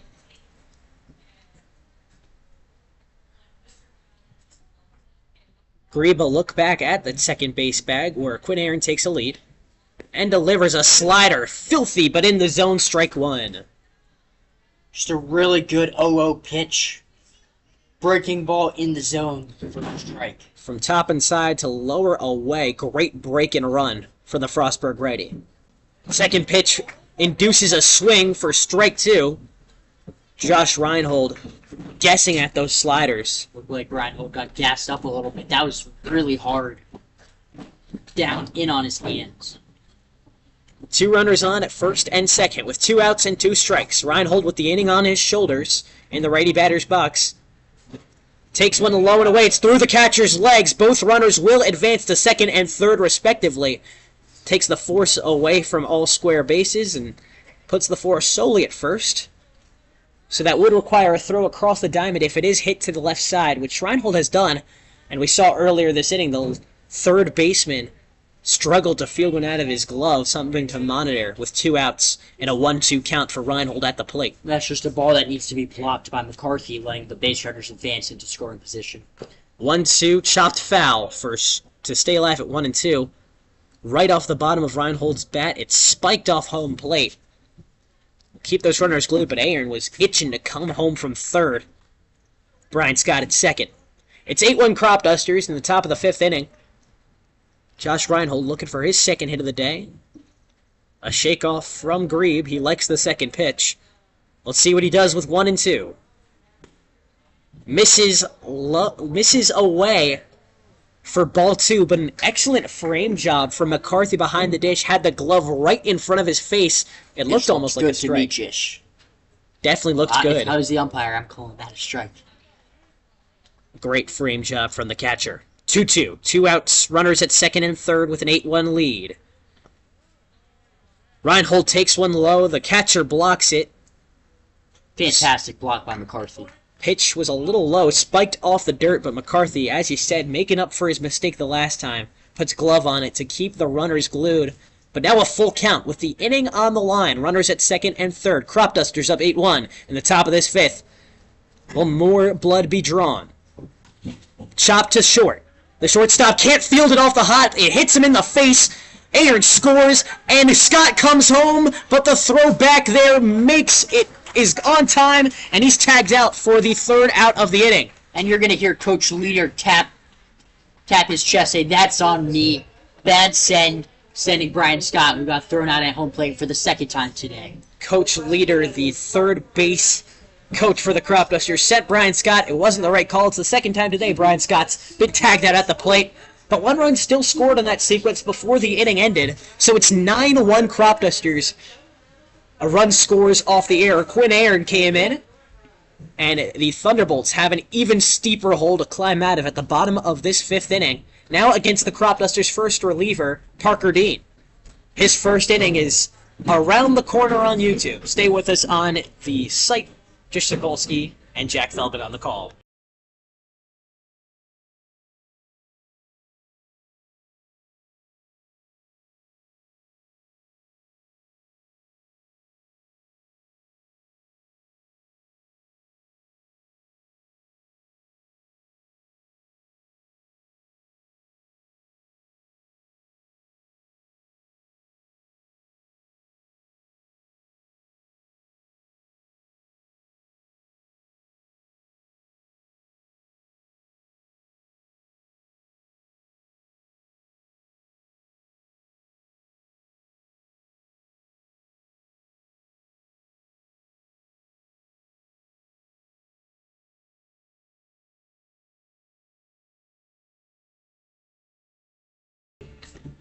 New pitcher takes the mound for the Cropdusters. Parker Dean steps in to play after a really strong start from Marty Coyne, all things considered. Through 4 innings, only allowed 1 run with 3 hits, 3 walks, but 3 strikeouts as well. All of them coming in that 3rd inning where he went 1, 2, 3. Jish Sokolsky and Jack Feldman on the call for Parker Dean's first inning of work. Just 3rd outing on the year for the Cropdusters. That leads the team. Really strong start by Marty Coyne. Got to be encouraged by what you saw from the Penn righty. And it's just another pitcher starting to stack up a little bit of a rotation here, Jish, as more and more players are joining the team. Parker Dean, already with 2 appearances, now in his 3rd, leading the Cropdusters. Has pitched 1 2/3 innings on the year, with 3 earned runs, 4 walks, but 2 strikeouts. Was credited with the loss to the DC Grays, his only decision on the year. He throws from a very low slot as a righty. Can disrupt some batters. Let's see what he does against the T-Bolts. First pitch is a fastball that misses low for ball 1. When Parker Dean can throw strikes, he can be really, really filthy, unorthodox arm slot, really hard on righties. 1-0 the count. A floating changeup finds the zone for strike 1. Great placement from Parker Dean against this leadoff hitter for the Thunderbolts. That's the 3rd baseman, Ryan Quadros, who chops one to third, but it's fouled off first for strike 2. Quadros was responsible for Brian Scott getting on base at the top of this inning, a throwing error, or a fielding error rather, credited to the third baseman, brought on Scott, who came all the way around to third before being thrown out at home plate. 1-1. Swing and a miss, strike three. Parker Dean sees one batter and strikes him out. A great start from the Purdue righty. You mentioned that fielding error by the third baseman, Quadros. Really sloppy game defensively for the T-Bulls. Another error brought in the run at the top of the inning from the shortstop. Been a few errors that have brought in runs, but that doesn't fall on Ethan Warner, this designated hitter now up to bat. No reps on defense today. First pitch in there, strike one on the bottom corner. Great placement from Dean. Really nasty slider. Warner is 0 for 1 on the day. Second pitch slides away, ball one. Great block with the foot from Quinn Aaron to keep that ball from traveling any further. It had a lot of great left-to-right run from Parker Dean's hand. Even count with a ball and a strike, 1 out and none on. Foul ball on the check swing, strike two. Parker Dean is attacking the low part of the strike zone, dropping the vision of these batters. You got to imagine if he goes high on one of them, I could catch some of these batters napping. Parker Dean's such an uncomfortable at-bat for righties. And he's in command of the zone today, throwing a lot of strikes. Just one ball this count with 2 strikes and 1 out for the bottom of the order hitter, Warner. The 1-2. Off his neck! A hit by pitch will put a runner on for the first base runner for Parker Dean. That sounded poor. It just sounded like something popped after it hit him in the neck. It's going to be tough to double up the speedy Jeff Sabater leading off, but Parker Dean can induce ground balls. He's got a lot of sink on his fastball. Parker Dean now with 3 hit by pitches this season. As Sabater chops one to first, Kirk slides to make the field, but the cover is not in time. Sabater beats out the toss back to first for a base hit. An infield single will be scored to the Millersville center fielder. Nice play by Jimmy Kirk to scoop it up on the one hop, the short hop, but he had no chance. Sabater's too fast and easily beat it out. Sabater led Millersville in batting average this past season, hitting almost 380. And Is that good? Yeah, that's pretty good. Now he's talking to his Millersville teammate, Jimmy Kirk, at first base. Some familiarity there. A double play could end the inning with 1 out and runners at first and second. 2-hole hitter on deck up to bat for the Thunderbolts. It's Quincy Villa. It's a really phenomenal block by Quinn Ahern, and the dugout is going to let them know they were happy with that one. First pitch missed low from Dean, and Ahern put the glove between his legs to stop the ball from matriculating backwards. 1-0. Slider misses wide. Ball 2. Ahern receiving on one knee, kind of the more new school approach, helps you frame pitches lower in the strike zone better. Downside is it might be harder for you to block. 2-0 the count. 1 out and 2 on. Here's the pitch. Gets away from Ahern, bounces off the turf and over his head. That brings runners to second and third off the wild pitch. And that takes the double play off the table with 1 out in the bottom of the 5th.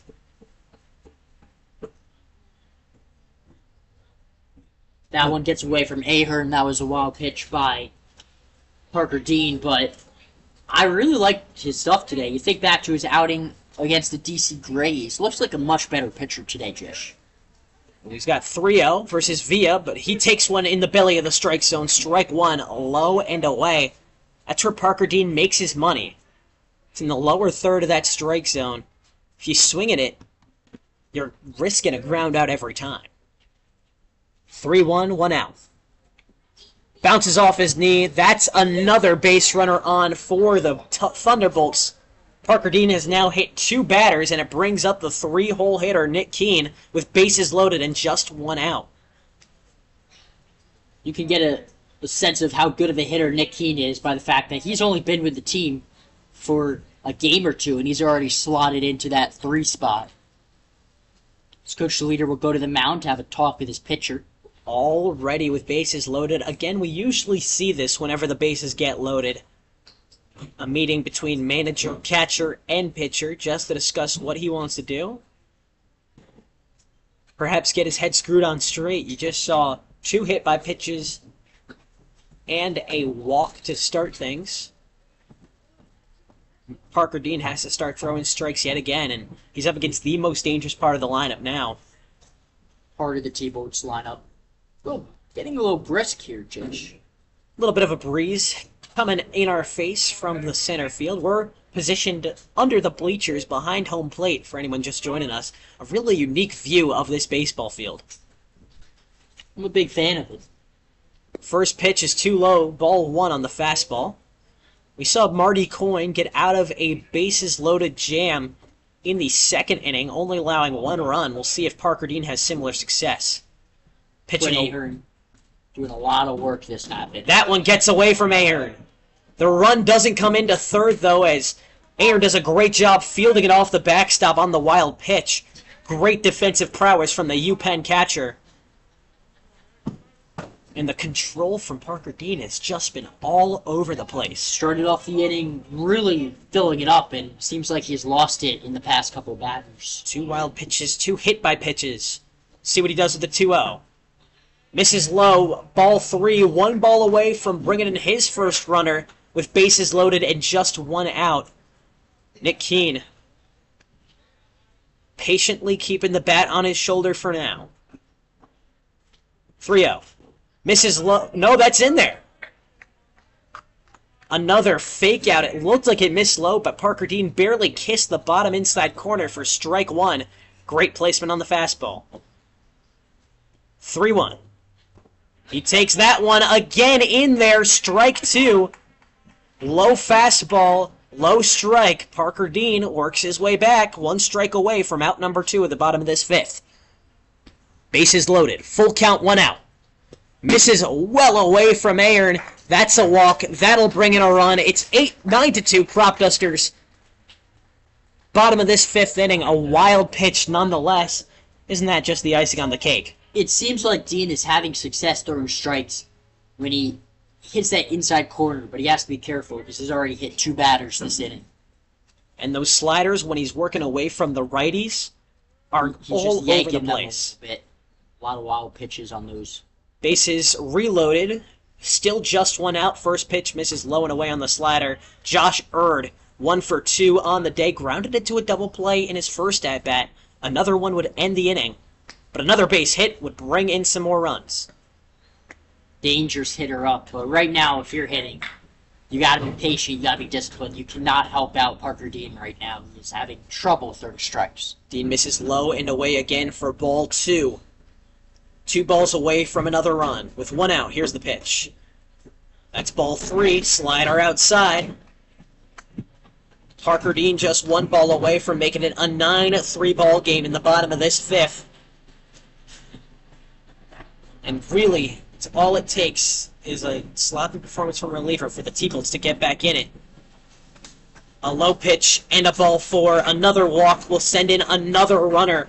Parker Dean has gotten through just 1 out, a strikeout, but it brings Jeff Sabater in. We see some action happening in this Cropdusters bullpen. 2 Cropdusters on their feet in that bullpen. Expect to see Matt Chamonix up next if Parker Dean's day is cut short. He's already allowed 2 runs at the bottom of this 5th. With bases still loaded and still 1 out, he misses again, ball 1. 5 straight balls for Parker Dean after a 4-pitch walk to Josh Erd. He starts off missing low against Matthew Walters. Low and inside this time, ball 2. Tried the fastball, but Matthew Walters is not going to swing at one in the dirt. Ball 2. Matthew Walters, the right fielder from Cornell, has made some great defensive plays, but can walk in a run with 2 more balls. 1 out and bases loaded. Just barely misses to the right. Ball 3. Parker Dean has thrown 7 straight balls with bases loaded. When you're struggling to throw strikes like this, it can just feel like you're on an absolute island as a pitcher. 3-0, 1 out, bases loaded. Swing and a miss, strike 1. Parker Dean works his way back. Was down 3-0 to the batter that's currently on second base, Nick Keene. before filling it up with a full count. 3-1. High and away, ball 4. 3 straight walks brings in 3 straight runs. It's 9-4. Cropdusters still lead at the bottom of this 6th inning. Coach Leader goes out to the mound for his second meeting with Parker Dean before things get even uglier. That should be his day. 2 meetings on the mound typically signals that a pitcher's day is done. He's getting waved off by some of these T-Bolts base runners.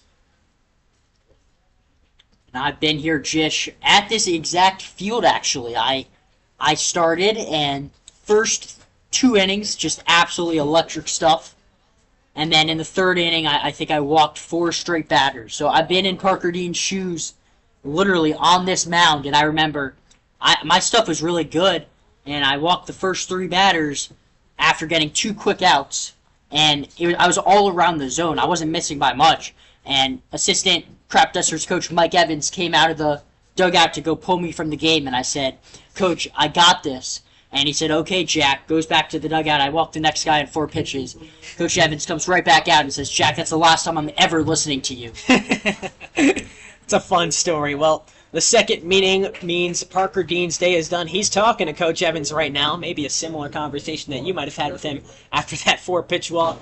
So it brings up Matthew Chamonix, a Millersville righty, in his second appearance in Cropduster Yellow. His one appearance was a start against the Gaithersburg Giants, one that he would love to have back after a really electric first inning. 2 strikeouts. He gave up 8 runs before recording it out in the 2nd inning. But baseball's a game of short memory. We'll see if he has that short memory. This time against a brand new team, and he doesn't inherit a great situation. Bases are loaded with 1 out. Double play still on the table. We'll see if Matthew Chamonix can put these T-Bolts to bed. Chamonix just has to come in throwing strikes. You can't allow the T-Bolts to come back into this game. Still got the 9-4 lead. Just let the defense work a little bit. The defense has already turned 2 inning-ending double plays. Another weakly hit ball. You can expect more of the same. And, you kind of think of this butterfly effect, right? Parker Dean forced weak contact against the top-of-the-order hitter, Jeff Sabater, but a late defensive rotation from Kirk and a late cover from Parker Dean helped Sabater easily beat the throw back to first, and that was really the beginning of the end for Parker Dean. I don't think there's anything Kirk could have done at first. I think that was I'm not saying there was anything he could have done. I'm just saying, there were one play away, and it puts it in the pitcher's head. It's really 80% a mental game when you're out there on the mound, and once you get a base runner on, it's how you respond. Matthew Chamonix has 3 base runners on, and he's up against Braden Foster, one of the T-Bolt's more dangerous hitters. Misses him low and inside for ball 1 against the lefty to start things off. Cropdusters lead it 9-4 in the bottom of this 5th. T-Bolts have already scored 3 this inning off of walks on bases loaded. And the bases are still loaded with 1 out. Matt Chamonix misses high and away with the fastball for ball 2. Extremely dangerous hitter. Braden Foster up right now. 1 hit already today. That one is buried in the bottom corner for strike 1. Chamonix gets his first strike, and it's one that Foster was never going to swing at. When you're sitting where we're sitting, Jish, you can really see the movement on the pitches, and Chamonix has a really good arm side run on that fastball. Righty dealing to lefty, the 2-1. Kept on the ground is Kirk, who dives for it but can't make the play. 1 run scores for the T-Bolts. The second run is sent around by the third base coach, and he's in there as well. It's now a competitive 9-6 ball game. The T-Bolts have come alive in the bottom of this 6th with 5 runs. The T-Bolts are right in this ball game, and it's just been a combination of walks and hits, and that's a play that just got barely over the glove of the outstretched Jimmy Kirk at first, and led to 2 runs scored. Jimmy Kirk dove through the air like a crop duster, but couldn't bring the ball back to earth. There's now runners in the corners. Double play still on the table, but also the sac fly for Jack McCarthy. Looking for his first hit of the day. With 1 out and a 9-6 ball game, the Cropdusters lead. Here's the pitch. Foul backwards, strike 1. A hit and run from Jack McCarthy. He was looking to beat out whatever play could be made by the infielders. Instead, he fouled it off on the first pitch swing. McCarthy from Mount St. Mary's and Burke, Virginia. It's the first righty that Shimani has faced, and he's up 0-1. Misses low, gets away from Aaron. The runner from third scores. When the throw to second is not there, a wild pitch makes it 9-7. The T-Bolts have scored 6 runs in the bottom of this sixth. It's not over yet. This has really happened extremely quickly. 6-run inning, and this is a game that you thought the Cropdusters might cruise to a victory, and now they're in a dogfight. It makes you really appreciate the day from starter Marty Coyne, who had just one earned run in the game's first 4 innings. Now in the bottom of this 5th, the T-Bolts have made it competitive. Shimani misses low for ball 2. With a runner at second, the double play is off the table, but without bases loaded, it's definitely preferable for Shimani. 2-1. Low and away. Good snatch from Aaron, but it brings it to 3 balls and 1 strike. The pitch almost went wild again. Tying run is now at the plate, Jish. Tied up with 1 swing of the bat. 3-1. Swing of the bat comes, and it's fouled off to fill it up with 3 balls and 2 strikes.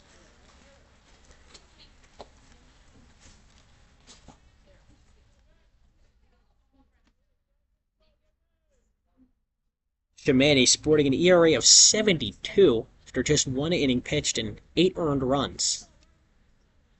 Tying run at the plate. 2-2. It's in there. Strike 3.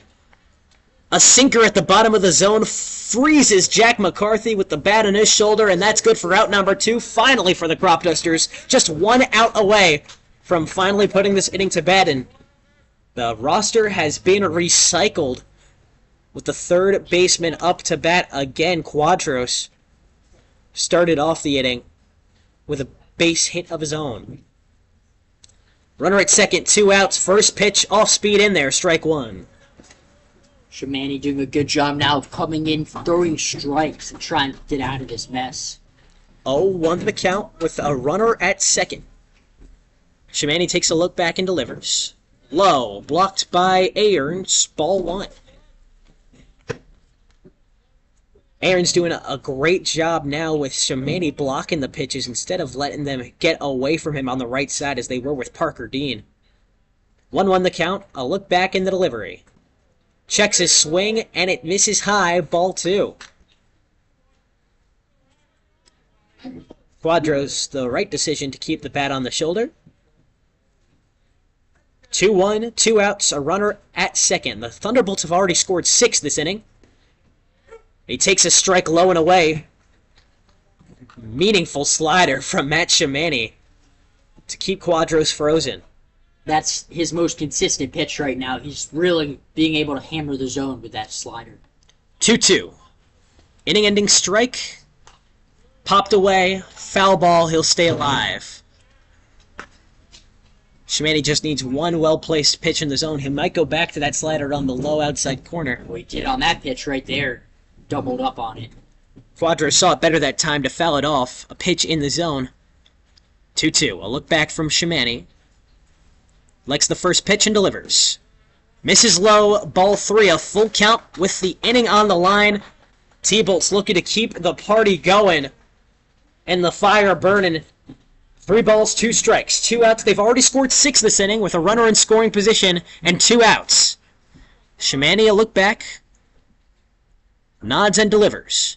That's hit right up the middle and through for a base hit to center field. The runner does hard 90s at third. No, he stops his run. It puts runners in the corners. A great job from Brian Scott in center field to field it quickly and halt the runner at third with the throw into the diamond. Gotta imagine these Cropdusters players are feeling a little bit shell-shocked just on how quickly this whole thing happened. I mean, it's like you blinked and they put up 7 runs, 6 runs here. 6 runs already in the bottom of the 5th inning. 9-7, the Crops lead it still, but with the tying run at first and the bottom of the order up to bat, Cropdusters desperately trying to get out of this one. Strike placed low in the inside corner for the first strike. A fastball from Shimani against Warner, the designated hitter. Swing and a foul ball, strike 2. Shimani ahead early. Righty deals to righty. Tremanny has really good feel for that breaking ball. Would not be surprised if he goes with an elevated fastball, try to get a chase, or just go straight back to that breaking ball. 0-2. 1 strike to end the inning. Swing and a miss, strike 3, and finally, the inning comes to a close for the Cropdusters. They put a bandage on the hole. 6 runs came across for the Thunderbolts, bases loaded ample times, but finally, Matthew Chamonix puts a stamp on the inning, and the Cropdusters leave with the lead. It's 9-7 as we head to the top of the 6th. Stay with us on YouTube. Jish, Sokolsky, and Jack Feldman on the call for what's now become a more competitive ball game.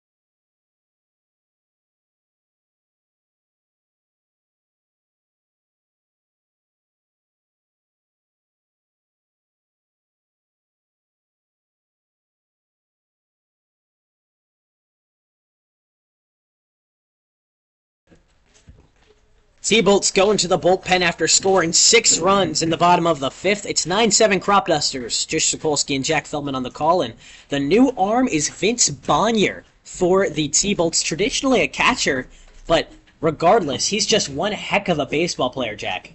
Jish, I've never seen Bonnier pitch in person, but I have seen him catch, and I've seen him throw down from second, and he has an absolute cannon of an arm from behind the dish, so I can only imagine what he's going to be throwing on the bump. Prep Baseball Report reports that he can throw 90 miles per hour. He's a rising freshman at UMass. That's a legitimate D1 program, Jack. Absolutely. One of the best hitters in Montgomery County public school history. One of the best hitters in all of Maryland public school history.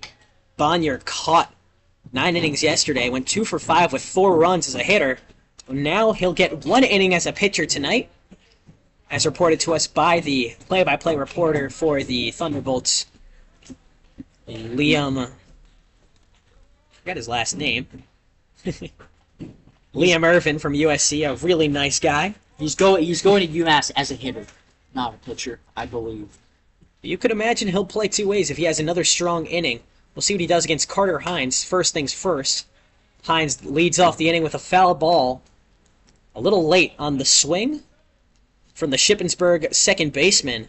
How important would it be for the T-Bolts to get a shutdown inning after just scoring 6? That would be huge. Cropdusters have scored in their last 4 innings. That would be so demoralizing. It definitely would be so demoralizing as Bonnier misses high and away on the slider for ball 1. For, when you have an inning, it seems like it lasts forever, giving up 6 runs and then go down in order. Quick inning, offensively. Well, Hines makes sure that doesn't happen with his second hit of the game. Chops one through the middle infield to the outfield for his second hit of the night. Count it, 5 straight starts with multiple hits for Carter Hines. We talk about Josh Reinhold being automatic. Carter Hines equally as dominant from the top of the order. They're like the same player, it seems like. They've had identical starts to the season. Dynamic duo, of course, and it brings up Jimmy Kirk. Maybe a dynamic trio. If he can get his bat on one of these balls, say goodbye to it. He's 1 for 2 on the day with a sac fly. And a runner at first. He cracks one deep into right field. Walters tracks back at the wall, but it looks like it's going to die early. Walters reaches and makes the play to his left for out number 1. Another missile from Jimmy Kirk, but it cannot escape the ballpark. Jimmy Kirk coming so close to his 4th homer of the season. And that just goes to show the power that Jimmy Kirk has, because he did not square that baseball up perfectly. It did not look like he got in the middle of the barrel and still almost muscled it out. A throwback to first, but Carter Hines is alert and slides back in safely to first. Ryan Bomo looking to get on base for a hit this time around. 2 hit by pitches and a walk thus far, hitting in the cleanup spot. The Frostburg designated hitter swings and misses for strike 1. He's had a painful day at the plate. Literally. We're not talking figuratively like in terms of, oh, he isn't getting hits, he's striking out. He's been hit twice. 0-1 the count. Runner goes. Slider misses away and gets out of the hand of the catcher, and Carter Hines will cleanly slide into second for a successful stolen base and takes the double play off the table. That's huge to keep the inning alive. So the Cropdusters have a runner on second, 1 out, middle of the order up. And this is where they have to manufacture a run. They're only up 2. Each run so big at this stage of the game. The middle of the lineup has to do their job. Find a way to get this runner in. 1-1 the count. 1 out and a runner at second. Here's the pitch. Boma puts barrel on it and sends it to the heavens down to center field. Sabater tracks over, and it lands in the gap. A miscommunication between the center fielder and right fielder. Boma stands up at second. Carter Hines advances to third. What were they thinking out there? Seems like Sabater lost that ball in the lights. This is a horrendous display of defense by this T-Bows team. That's the, 5th error of the day? It probably won't be scored as an error. It'll be scored as a hit for Ryan Boma. But you got to communicate in between that gap and right. That has to be caught 10 out of 10 times. That's a lazy fly ball. Both Sabater and Walter stopped the run about halfway through, so neither was there to make the play. And if you're pitcher Vance Benoit, you're probably really frustrated at your outfielders there. Definitely. You have the opportunity to be 1 out away from getting out of the inning, getting a shutdown inning. But now, in a situation, it gets out of the pit glove of the catcher. Boma scores from third. And Boma advances to third on a wild pitch in and out of the glove of Jack McCarthy behind the dish. Ball 2 for Ehi Akoje at the plate. And now it's 10-7 Cropdusters. A really avoidable situation in these past 2 plays, Jack. It's like you got to do the little things right to win a baseball game. They just had a huge inning, putting up 6 runs. It seems like they're just giving the game right back to the Cropdusters. Akoje swings through the 2-0 for strike 1. I believe it was last time Akoje was up, where he smoked that ball in left field.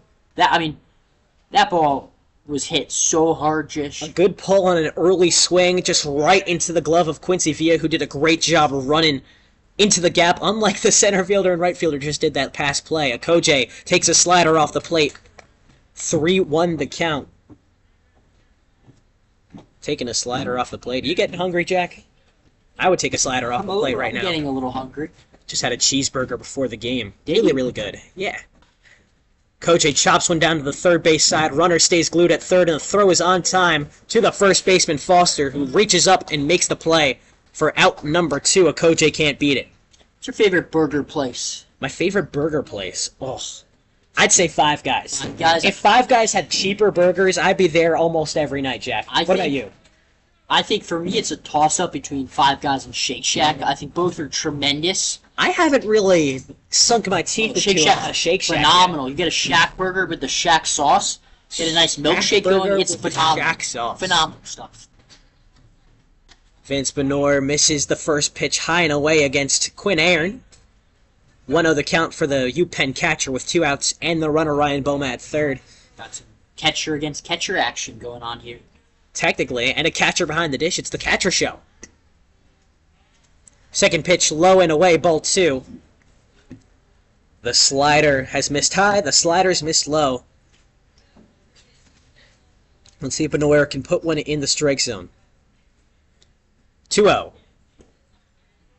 Too far inside, ball 3, so Quinn Aaron 1 ball away from his second walk of the contest. He's 1 for 2 on the day.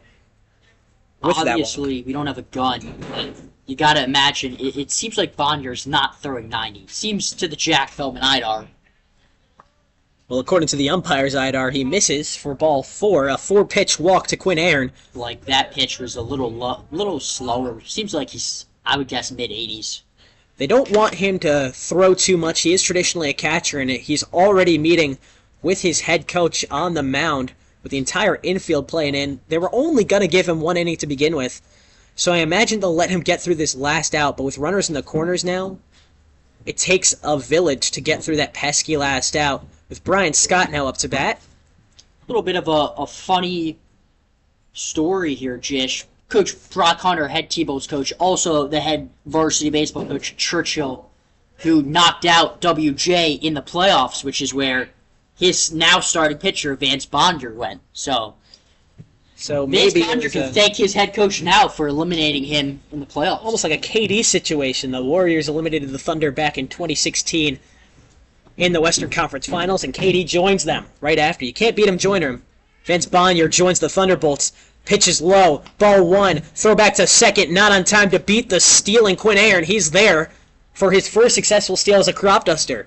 How about it for the catcher? And what do you know? Brian Scott is up in another runners in scoring position situation. There's 2 runners in scoring position now, with 4 taken away from second base. 1-0 the count for Brian Scott, who's 1 for 2 on the day. Takes one low and away for ball 2. 2 balls, no strikes. Brian Scott seeing the zone well. Bonnier just walked the last batter in 4 pitches. He's thrown 6 straight balls. Seems like this is Scott's best game offensively. He's had really good at-bats today. 2-0 is cracked to the shortstop. This could be your inning. Erd makes the throw on the run. Bounces off the dirt and into the glove of Foster at first for out number 3. Scott just a half step too slow, and that will leave 2 runners stranded as we get to the bottom of this 6th inning. The Cropdusters lead it 10-7 after 2 errors brought in 1 run. The Cropdusters have scored in their last 5 innings, and the T-Bolts will look to build off their 6-run bottom of the 5th with another strong bottom of the 6th. Stay with us on YouTube to see how that one plays out.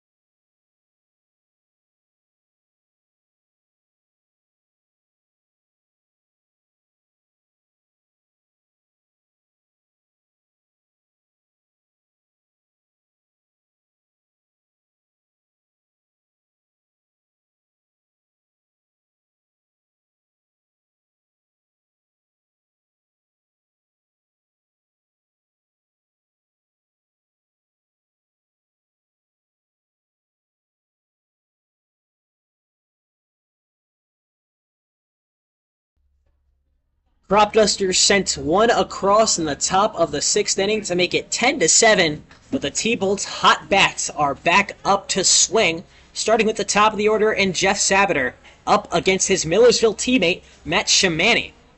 Jish Sokolsky and Jack Feldman on the call for the bottom of this 6th inning. This is a crucial inning for Matt Shimani. Cropdusters up 10-7. We are getting down to crunch time. He's going to have to face the top of this T-Bolts lineup.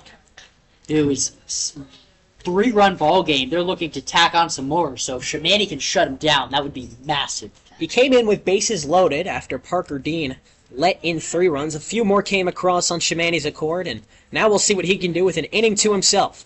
First pitch is cracked up the middle, out of the glove of Shimani. Reinhold fields it a little too late, tracking over to the second base line, but Sabater's blazing speed beats the throw to first for an infield hit. Sabater's really fast, and this is a situation where we could see him steal a base, take away the double play, put himself in scoring position, and we've seen a couple comebackers to the pitcher today where the play has been made. Shimani can't make that one. It was to his not glove side. He would have to make the play barehanded, which is far from ideal. First pitch to Quincy Villa, misses low and inside, ball 1. The fastball can't find the location it needs. Keep an ear out for Sabater at first base. It's 2 steals last time he played the Cropdusters with a 2-stride lead. The throw back to first. Unsuccessful. Sabater is in there, sliding, and Jimmy Kirk gives him a love slap on the head with the ball. Millersville teammates, obviously, at the first base bag. You know, there's a famous picture of Judge and Altuve on second base. Runner goes. That's popped foul. For strike 1. Not quite to that extent, but Jimmy Kirk and Jeff Sabater over there at first base. Looks like a little bit like that famous picture of Judge and Altuve. It looks like they're just goofing off, having a good time. They're teammates. They know each other very well. Jimmy Kirk, massive individual. Jeff Sabater is not. Well, yeah, you know, he's not. I would love to give him the benefit of the doubt, but when you're not that big... Extremely fast, great baseball. Super, exactly. You don't have to be big to be great at baseball. Like Jose Altuve. 1-1. Swing and a miss, strike 2. Quincy Villa doesn't see that one well. A slider low in the zone gets him guessing for strike 2. Runner at first, it's Jeff Sabater. Already tried to steal. Let's see if he does it with a 1-2 count. No outs on the board for the T-Bolts. The throwback not there. A little too late. Sabater slides in. Shamani 1 strike away from his first strikeout of the inning. You gotta imagine Sabater steals again this at bat. He's so fast. 1-2, the throw back to Triangloom. Keeps him at first safely as he slides back in to beat the throw. He gets a decent jump. It would take a unbelievable throw by Ahern to nail him at second. 1-2. Runner goes. That's chopped to Cav McMean. Slides to make the catch, and the throw is on time and on the money across the diamond for out number 1. Fantastic play by Kevin McMeans. Quick reflexes at third. He lays out on his belly to make the snag off the hop and rob Quincy Villa with plenty of speed of his own with a well-timed throw to Jimmy Kirk at first to bring up the first at. Sabater, of course, was stealing, so he reached second successfully, but doesn't try the run to third. 3-hole hitter up to bat now for the Thunderbolts. Nate Keene. It's the one thing I could always do, Jish. I was a pretty atrocious defender, played third in high school, but I was always really good at that glove side dive. Shamani trying to keep Sabater honest now at second base. I wouldn't be surprised to see if he tries third. He's got the speed for it. He does, but he is already in scoring position and most likely will score easily on a single. Nick Keene, the rising sophomore from Harrisburg, Pennsylvania, swings and misses for strike 1, a high-hanging fastball. Forbidden fruit for Nick Keene, who wanted one right there. A swing just a little too early and a high fastball. 1-1 with a runner on, 1 out. Crops lead at 10-7 in the bottom of the 6th. Slider low and away, ball 2. Righty deals to righty. This is a big run because if the T-Bolts can score Sabater from second, make it a 10-8 ball game. They're blooping a blast away from tying this one up. 2-1 the count. Blooping a blast is my favorite term. Too low, ball 3. Your favorite out of all the baseball terms? Out of every there are a term, lot of them. Out of every term ever, I would Really? say. Blooping a blast. Wow, It doesn't get much. It's an alliteration. I'm trying to think of some other terms. Skip, hop, and a leap is another good one. You know, it's just got a good flow. Goes off the tongue really well. Skip, hop, and a 3-1 is popped in the air and foul. No fielders making a play for it. It goes well beyond the net behind him for strike 2. like deja vu. Comes up a lot. I would say, well, is that a phrase or is... I don't know. I can't tell if that's one word or two. 3-2. Well, deja vu for Matt Chamonix. He walks another batter, sends the 3-hole hitter to base, but it brings up a double play opportunity if the Crops can manage a ground ball. It does, but also a dangerous hitter. Ripken, league leading in batting average, Josh Erb. But a lot of times with these high contact hitters, also prone to double plays, Jish. Double played earlier today. He shows bunt, lays off, but it's in there. Strike one.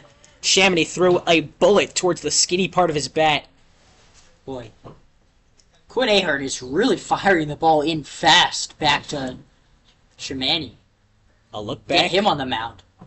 The 0-1 nails Erd in the hip to load the bases. Matt Chamonix lost the control for just a second. He was throwing some good strikes. And now it's Matthew Walters up to bat. It's like nobody is up in this Cropdusters pen. Be interesting to see if they get someone going, because this is a game that they have right for the taking. They need, this is a game they should win. They can't let this one get away from them. Go-ahead run is at the plate. Matt Chamonix's already given up a grand slam earlier this year with bases loaded, but catches him swinging for strike one. A high-hanging slider. Again, very tempting for Matt Walters to put a barrel on, but he can't do so. 0-1 the count. Great movement on the slider. Hung it in there for strike two. Righty dealing to righty. He's one strike away from out two. Bases loaded. A double play could end it. 0-2. Chamonix delivers. Popped into foul territory on the right side. He'll stay alive with no balls and two strikes. Walter's looking for his second barrel of the day. He's the go-ahead run. It's a 10-7 ball game. Cropdusters lead it in the bottom of the 6th. No runs have scored for the T-Bolts yet this inning, but with bases loaded, they're in prime opportunity to do so. Shimani, the 0-2. Low, and Aaron does a good job to block it. Ball 1, but the damage mitigated. A slide from Aaron to his really left nice to stay in front. backhand pick. Really quick feet by the Penn catcher. 1-2 the count. 1 out and bases loaded. Shimani delivers. Swing and a miss, strike 3. Shimani dusted him in a huge spot to leave the bases loaded for now. Still 1 out to go in this inning, and Braden Foster up to bat. Had 3 RBIs his last outing last night. Still looking for his first one today with bases loaded. Huge at-bat for Matt Chamonix and Braden Foster alike. He's the go-ahead run. Braden Foster came into this game on a hot streak. Big spot. He keeps one on the ground. Carter Hines runs to his left, makes the play, and the throw back to first for out number 3. And that leaves the base runners stranded. All bases filled. Matt Chamonix, all smiles, heading back to the dugout. He got out of a bases-loaded jam. Cropdusters hang on for dear life to a 10-7 lead after 6 innings of play. It was really scary for a second there, but Carter Hines makes a great play to track to his right, make the squeeze, and throw for out number 3. 10-7, the Cropdusters lead it as we head to the top of the 7th inning next on YouTube. Stay with us.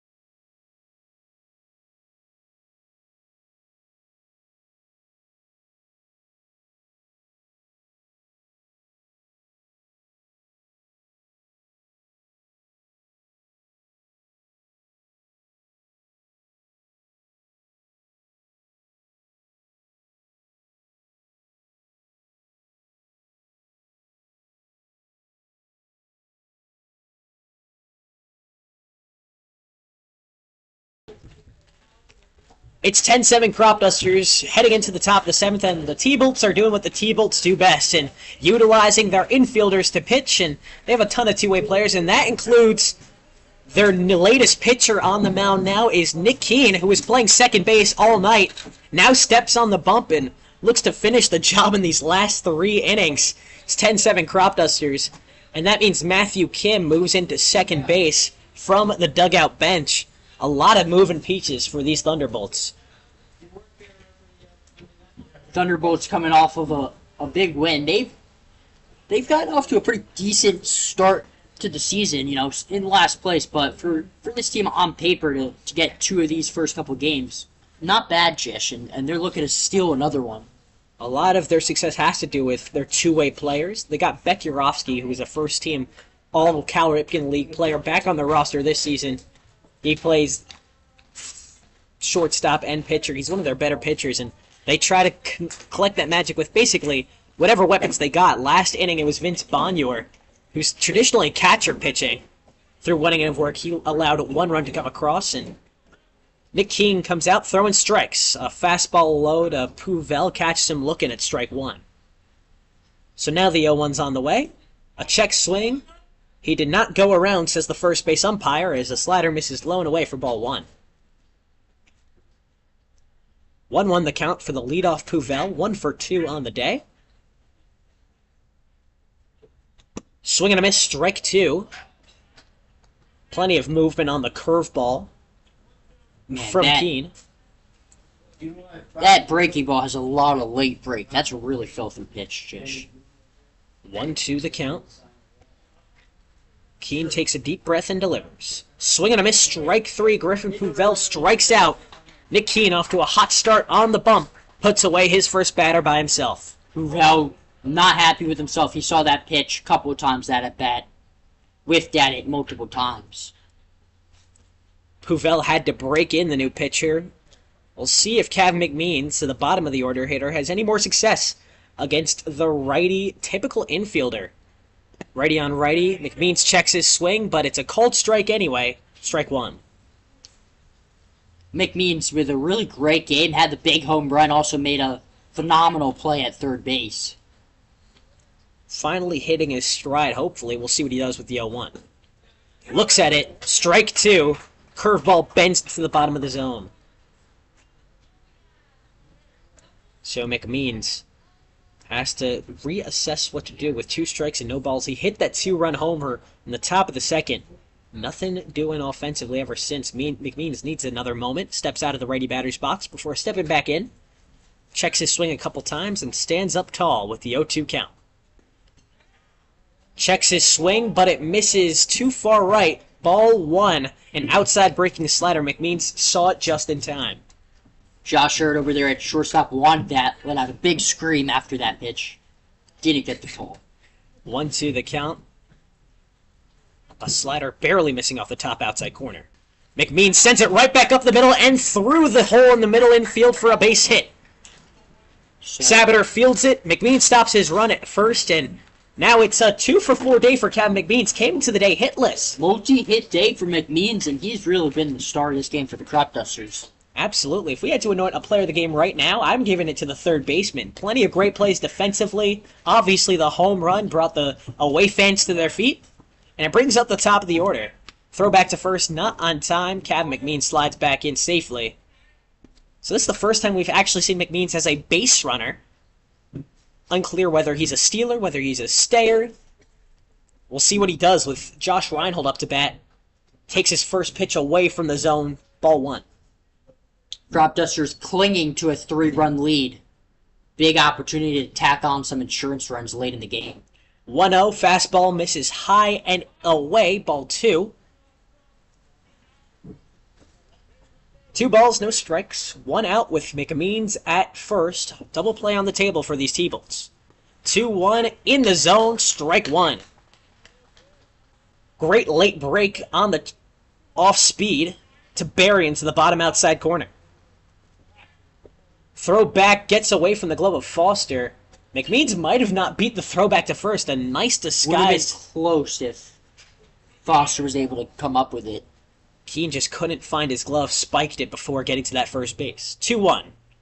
Hits Josh Reinhold in the back. He'll take a base. He'll take that, getting hit by a curveball.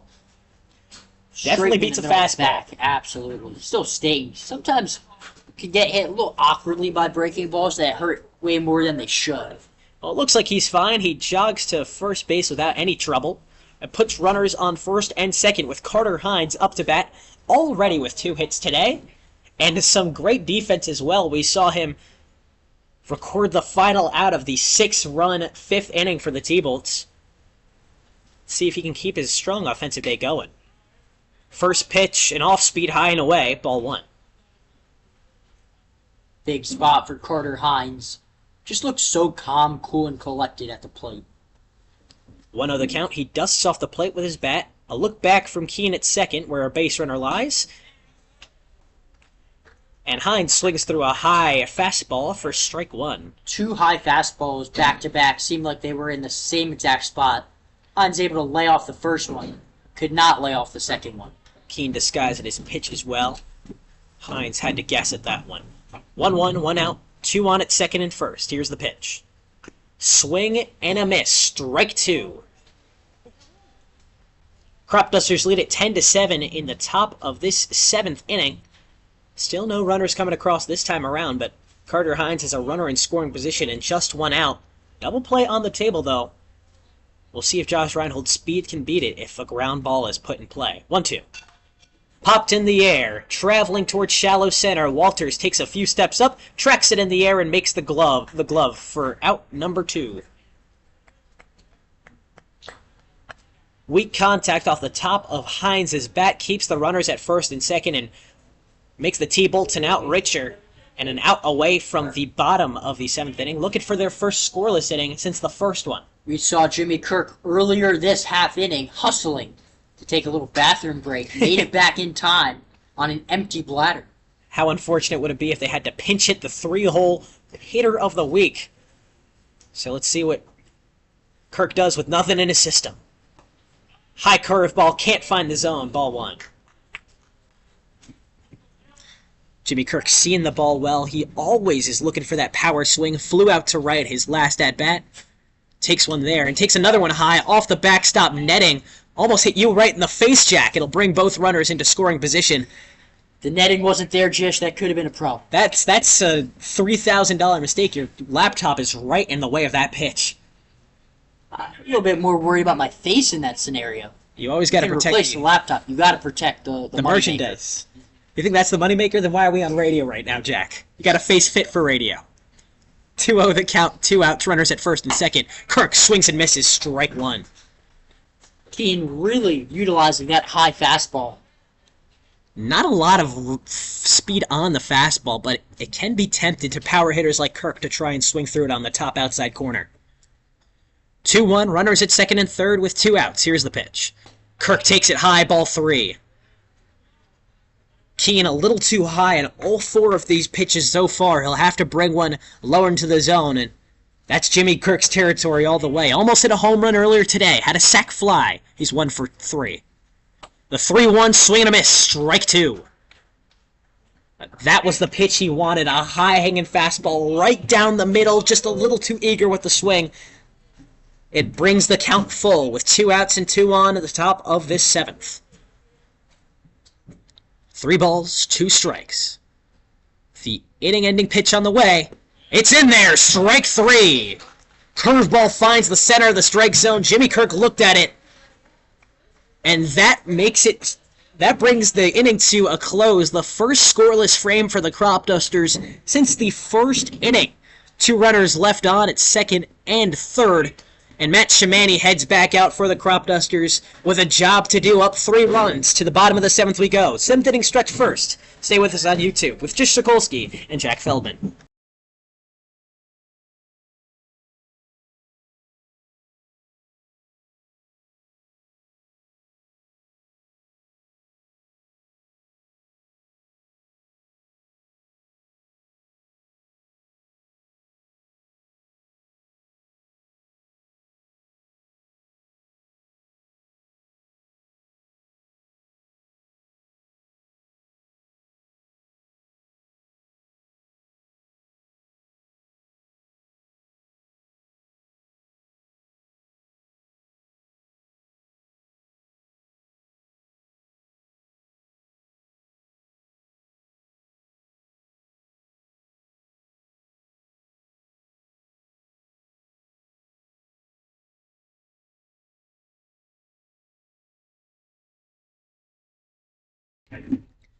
Matt Shimani continues his day on the mound. Got out of a bases-loaded situation in the last inning, but allowed no runs to come across. He's nursing a 10-7 lead for the Cropdusters at the bottom of this 7th inning. I'm Jish Sokolsky. To my right is Jack Feldman. We are behind home plate here at Blair High School in Silver Spring. The Cropdusters lead over the Thunderbolts, but this is still anybody's ballgame, Jack. Definitely anybody's ball game. We'll see if someone gets going in this Cropdusters pen. Shimani, he's stretched out a little bit, but we want to be able to have a quick leash on him in such a close ball game late. 10-7. The leadoff hitter is Jack McCarthy, the catcher, who fouls one off to the right side for strike 1. Really doing a much better job as of late, getting ahead of hitters. Shimani utilizing that slider low and away to fool the hitters. Check swing, but it's a called strike 2 on again, that slider to the bottom away corner against these righties. Pitch. Really nice pitch. It's one that's worked for him thus far. The 0-2 offering. Curved ball off the foot of Ahern. Ball 1 in the dirt. 1-2 pitch. 1-2 the count. A lot more speed from Shimani on that last pitch. The 1-2 offering. right in McCarthy's wheelhouse, but he fouls it off to the right side for a survival swing at 1-2. Right down that first baseline, just veered foul right at the end. Jimmy Kirk was ready to make a play. Right behind the first base bag, lunged to his left. Got a glove on it, but was a foul ball regardless. 1-2 the count for the leadoff McCarthy. No outs and none on. Shamani doesn't fool him on the out-breaking slider. 2-2 the count. It's really getting cold. I wish I brought a hoodie, Jish. Gotta be honest with you. 2 balls, 2 strikes. Jack McCarthy heats it up with a base hit to the gap in right center field. Prouvel makes the throw back to the diamond to keep him glued at first. A well-hit ball from the catcher to lead things off in the bottom of the 7th. Unbelievable. That's an unbelievable play by Griffin Prouvel to hold him at a single. That looked like a double all the way. Griffin Prouvel cuts it off. That's the play that wins you baseball games there. Cropdusters leading at 10-7. Thunderbolts get their first base runner on thanks to a well-cracked ball right at the fence from Jack McCarthy. He was thinking about rounding for 2, but stays glued at first. Still puts the double play on the table with Ryan Quadros up to bat. Takes the first pitch high and away, ball 1. Not cold at all? A little chilly, but you know, Jack, when we were just up in Syracuse, anything that's above 50 degrees to me is shorts weather. 1-0 the count. Quadros looks at one right down the middle, strike 1. Think about Syracuse. There'll be one day where it's above 50 degrees and everybody's outside. Everybody's on the lawn with their blankets, their towels, just on the grass itself, not worrying about getting the pants dirty. Quadros fouls one off backwards, hangs in the warning net for strike 2. A cold day in Maryland, what I'm trying to say, is a beautiful day at Syracuse, where I spend most of the year. 1-2 the count. Runner at first with no outs. Shamani delivers. Too low, good block from Aaron and a good pop-up to keep the runner stuck at first. It's 2-2 the count now. Been really impressed by Ahern defensively today. He's had some key blocks. Big situations. The Cropdusters have quite a few great defensive catchers. 2-2 the count. High and away, ball 3. You think about Jacksonville's Connor Spellman behind the dish. He's been very impressive. Spellman has been incredible. Jacob Hawk, the rising freshman at Maryland, looks like a seasoned vet behind the dish. Quinn Aaron, another name to add to that list. Full count. No outs, 1 on. Chop to third. McMeans makes the throw to second. 1 gone. The throw back to first. On time and on the money. Double play turned. 2 outs gone. Just all starts with Kevin McMeans. Another tremendous play. That one is not as easy as it looks, folks. That was a hard hit ball. McMeans gets it on the short hop, picks it, makes an on-the-run third of second on target. Well, now it brings up Matthew Kim to bat, his first at-bat of the day after subbing in at second base. He's taken over for Ethan Warner, the designated hitter. Kim going no batting gloves. An interesting approach. You gotta imagine you start getting blisters, maybe some splinters. Guess not. Works for some guys. The 1-0. Fouled off, strike 1. Not me. I always got blisters. Always got blisters? Do you swing the bat that often? When I played? You have blisters on your fingers now, is what I'm asking, I think. Now, let me take a look. I gotta shine my flashlight. 2-0. Fouled off. No. I got some calluses from lifting, but nothing like when I played. It was pretty gnarly. 1-2 the count after Matthew Kim fouls off another, the sophomore from Gettysburg College. We get these blood blisters like on the tip of my middle finger. 1-2, really high. That almost hit you in the face, Jack. That cannot get more on target than that. This net right here behind home plate has been the MVP of the night. Forgetting the players. I've been pretty composed back here. That one got me a little bit. That was hitting right at my face. 2-2 the count. Swing and a miss, strike 3. That's your inning. Cropdusters leave none on. Matthew Shamani dusts him to end it. Matthew Kim sent back to the dugout to end it. Cropdusters take over with a 10-7 lead at the top of the 8th inning, with the 4, 5, and 6 batters on deck. Stay with us here on YouTube. Jish Sokolsky and Jack Feldman.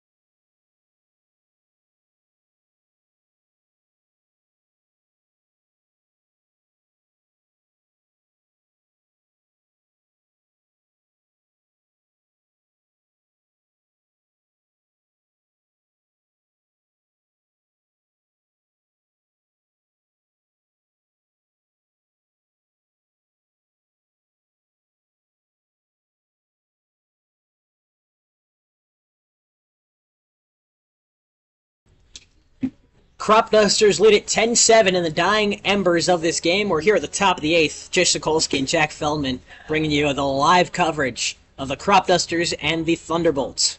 Nick Keene remains out on the mound for the T-Bolts. Hit through the first 6 innings of the contest and came in to pitch. And he's been pretty solid. He has. He's really utilizing that high heat, getting a lot of whiffs. Got Jimmy Kirk on that high fastball a couple times, then ended him with a slider. Crucial inning for the Dusters, trying to make it a more than 3-run lead. If they can't, then it'll create a save opportunity for whatever reliever comes in. Ryan Boma takes the first pitch high and away for ball 1. 2 runners were left stranded in scoring position for the Crops last time. Boma swings through the 1-0 for strike 1. That's a firm fastball there. Had some velo on it. 1-1 the count for the leadoff Boma. Swing and a miss, strike 2. He's gotten on base every single time he's stepped up to bat. 2 by hit by pitches, 1 by a walk, and 1 by a hit. 1-2 the count with no outs and none on. Keene delivers. Swing and a miss, strike 3. Ryan Boma's out of there for the inaugural out of the inning. And for the first time, he does not reach the first base. He's had a nice bounce-back game after his last one, getting on base a couple times. 0 for 5 with 4 strikeouts in that loss to the DC Grays. He'll definitely take getting on base rather than being sent back to the dugout as he just was. So now Ehia Koje is in search of his first hit of the afternoon. Takes a fastball low, ball 1. Had some good swings. We talk about the flyout he had to left field earlier in the game. A real well-hit ball. Ball 2 on a slider high and away. Okoje steps back into the righty batter's box. Look, Okoje's season has really gone under the radar, but he's had a nice start to the year. With so many great batters in this Cropdusters lineup, Josh Reinhold, Carter Hines, Jimmy Kirk, Ryan Boma, Ehia Koje quietly has been a top 4 hitter on this team. Okoje looks at his first strike, a fastball planted in the upper outside corner. To make things 3-1 for Okoje. Didn't have to swing at a tricky pitch, to say the least. 3-1, 1 out. Swing and a pop fly to center field. Tracking to that gap in right and center. Sabater reaches over, but it's Walters who makes the play, running to his right for out number 2. The right fielder puts him away. He's had a busy day out there in that opposite corner. He has a lot of balls in that gap. 2 batters up, 2 batters down. With Quinn Aaron back up to swing for the Crops. 2 walks with a hit have highlighted his day, as well as some impressive feats to stop from pitches from going wild behind the plate defensively. Quinn Aaron's had quite the debut for the Cropdusters tonight. First pitch, a slider away, ball 1. It evades the fingertips of Jack McCarthy. Would have been a wild pitch if there were base runners on, but fortunately for the T-Bolts, there are not. 1-0 with 2 outs. Here's the pitch. Hits him. Quinn Aaron takes a pitch to the hip, and he'll take a base with Brian Scott now up. How many times have we seen Just about to say, the pitchers just lose their command and hit batters on both sides? A lot of hit batters today. I mean, yeah, must be 3 each on both teams. I think the T-Bolts have definitely had more. They hit Boma twice. They've hit Josh Reinhold once. That's definitely at least the 4th hitting Quinn Aaron. Now Brian Scott steps to the righty batter's box, takes a pitch high, ball 1. High hanging fastball. Brian Scott was not fooled by it. Brian Scott has had real nice at-bats all day today. Looks really solid. He's ahead 1-0. Now ahead 2-0. Gets out of the glove of the catcher McCarthy. A passed ball will bring Aaron to second safely with 2 outs, and now 2 balls back at the plate. Brian Scott with another opportunity with a runner in scoring position. Feels like I say that every time he's at the plate. And yet again, 2 outs.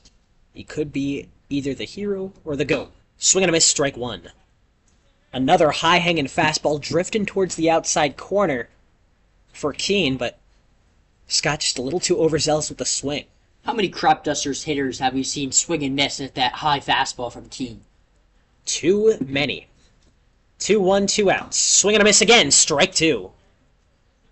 It's really fooled Boma. Living there. It's fooled Boma. It's fooled Jimmy Kirk. Brian Scott, the latest victim of that freezing fastball at the top of the zone. 2-2 now. 2 outs and a runner at second. A look back from Keene, and he delivers from the stretch. Scott stares at it high, ball 3. All these fastballs, if McCarthy can't get a glove on them, look like they're coming right at my face, Jish. McCarthy hasn't got a glove on 2 of these pitches. It's sent Aaron to second, where he remains. 3-2 count, ending on the line. Here's the 3-2. Slides in, strike 3, a looking strikeout for Brian Scott ends it. Brings us to the bottom of the 8th. The Cropdusters narrowly hanging on to a 10-7 lead. We're getting down to crunch time for the T-Bolts, but it's definitely not out of their reach. A thrilling conclusion for sure on the way when we return. Bottom of the 8th, up next, Jish Sokolsky and Jack Feldman on YouTube.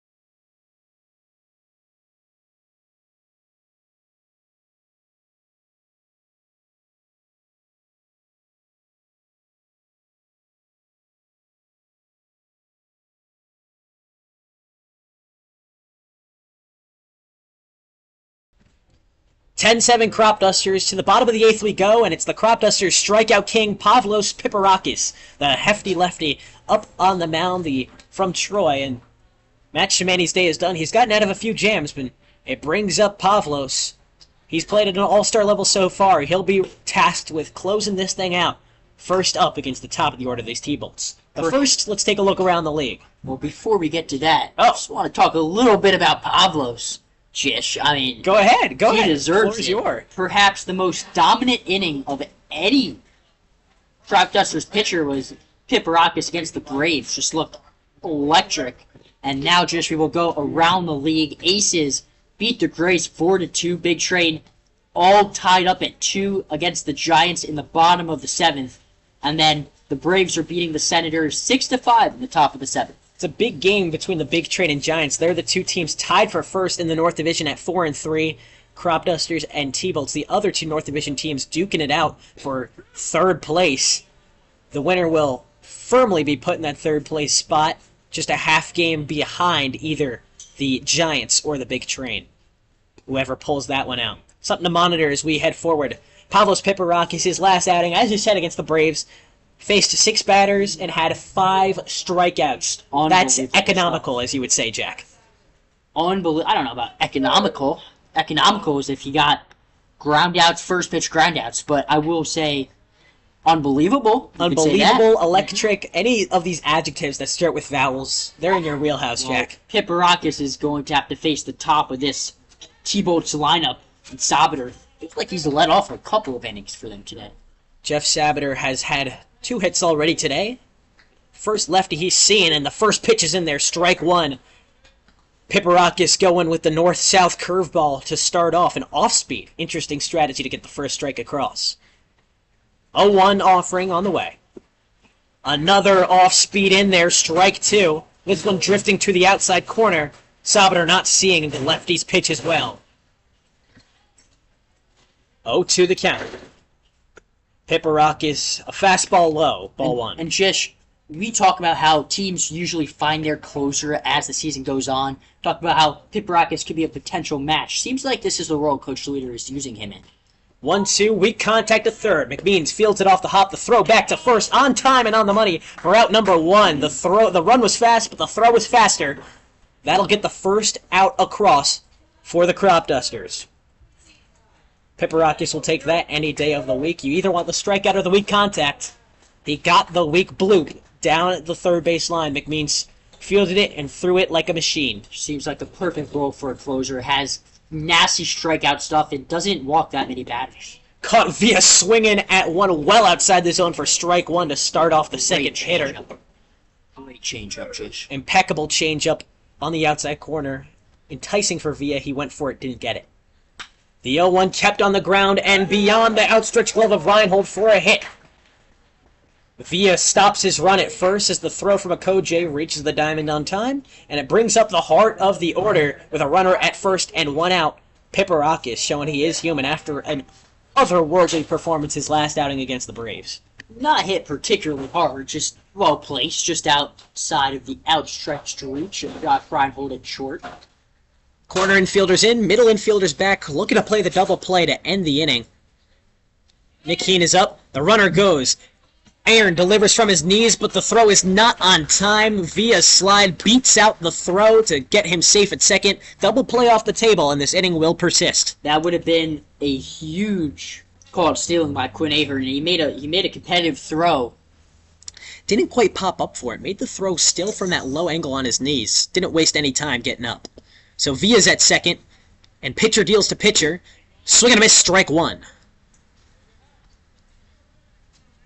Great movement on the slider from left to right against the righty.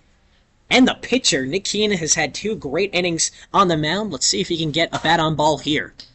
1-1 with one out. Piparakis takes a look back at second where Villa's dancing. Here's the pitch. In there, strike two. A low-hanging slider finds the outside corner. Freezes Nick Keene.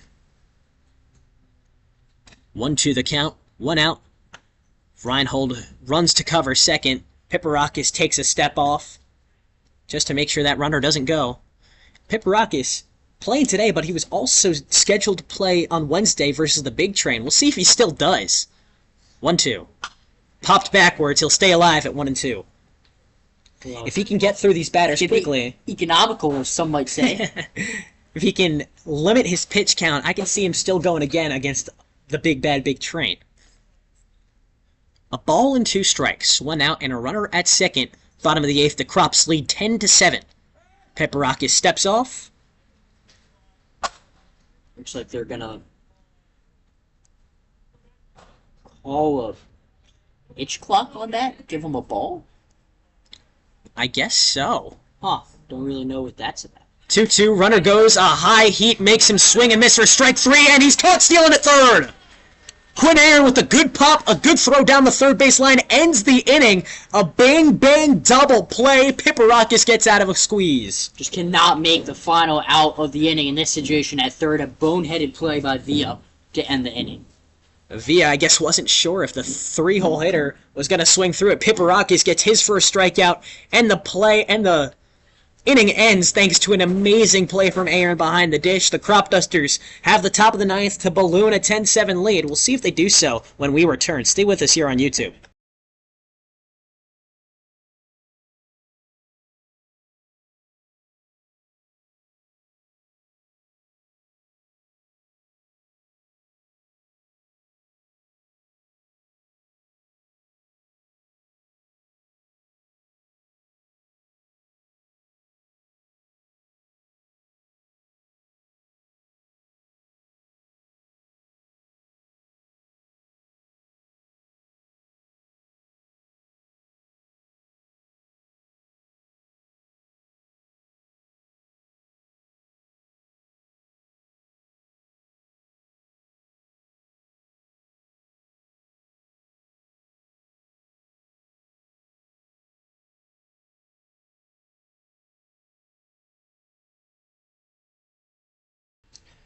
After striking out to end the eighth inning, Nick Keene remains on the mound for the T-Bolts to close things out in the top of the ninth. The Cropdusters hanging on to a 10-7 lead with a chance to get some insurance runs. Griffin Puvel is the first batter that Keene will face this time around.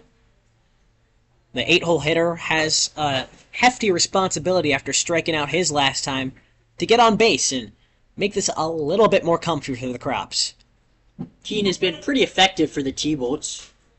A little bit of effectively wild, you could say, but boy, how good has Pavlos Piparakis been? Pavlos Piparakis, the Cropdusters lefty on the other end, struck out two and ended the inning on a double play, allowing just one hit from Quincy Villa. First pitch from Keene, a slider misses wide, ball one. Good eye from Griffin Puvel. The 1-0. Slides in there, strike one. Same pitch, just push it left a little bit.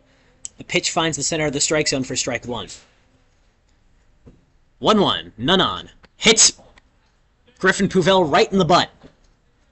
Well, we talked about the amount of hit batters that have happened in this game, and there's another one there, Griffin Puvel, getting things going for the Cropdusters.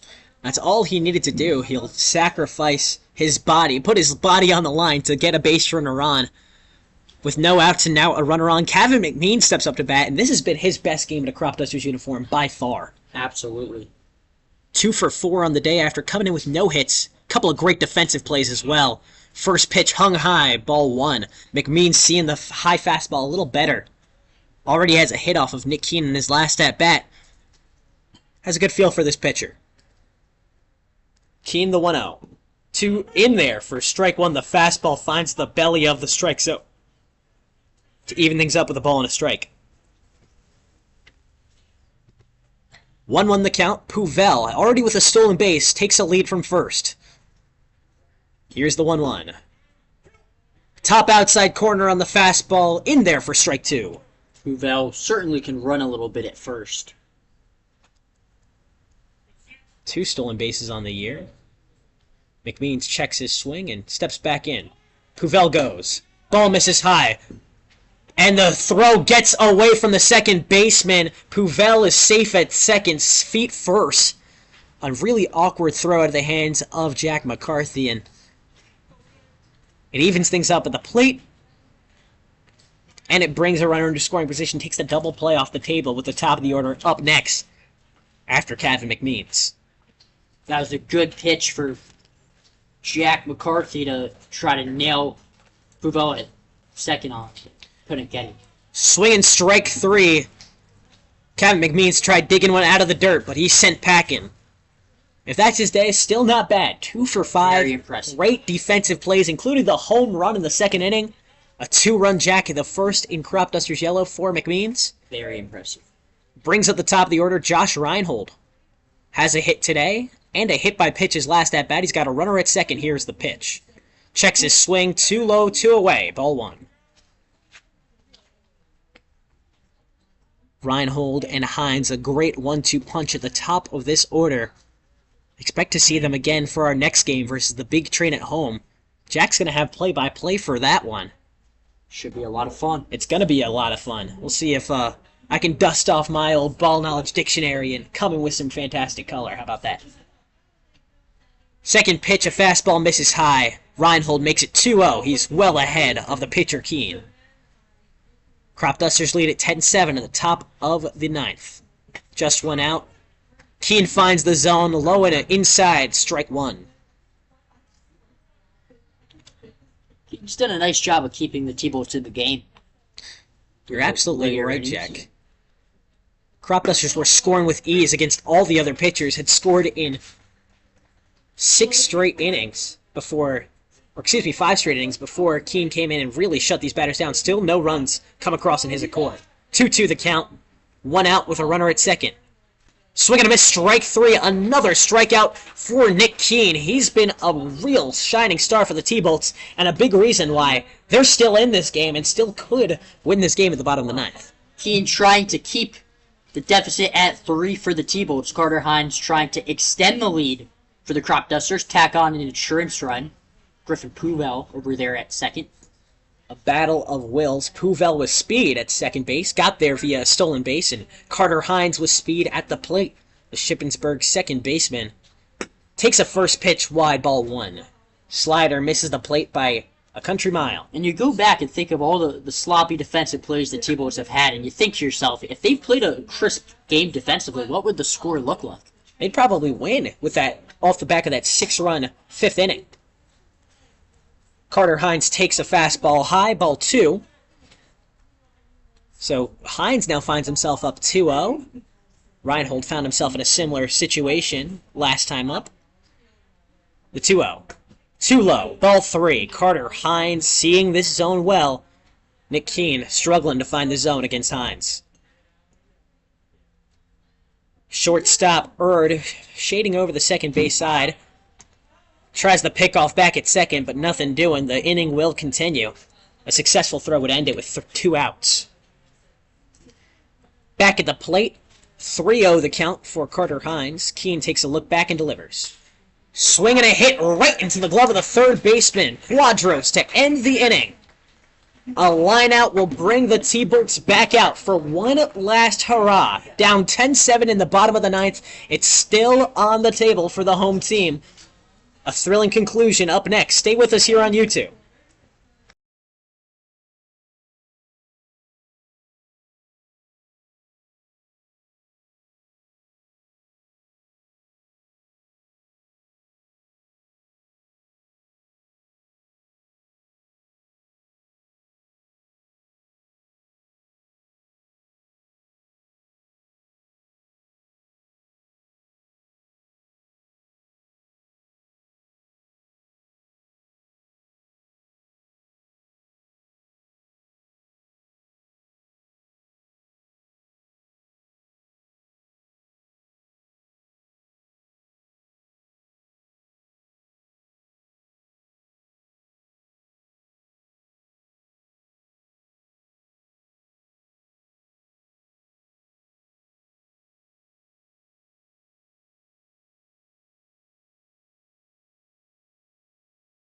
Three innings.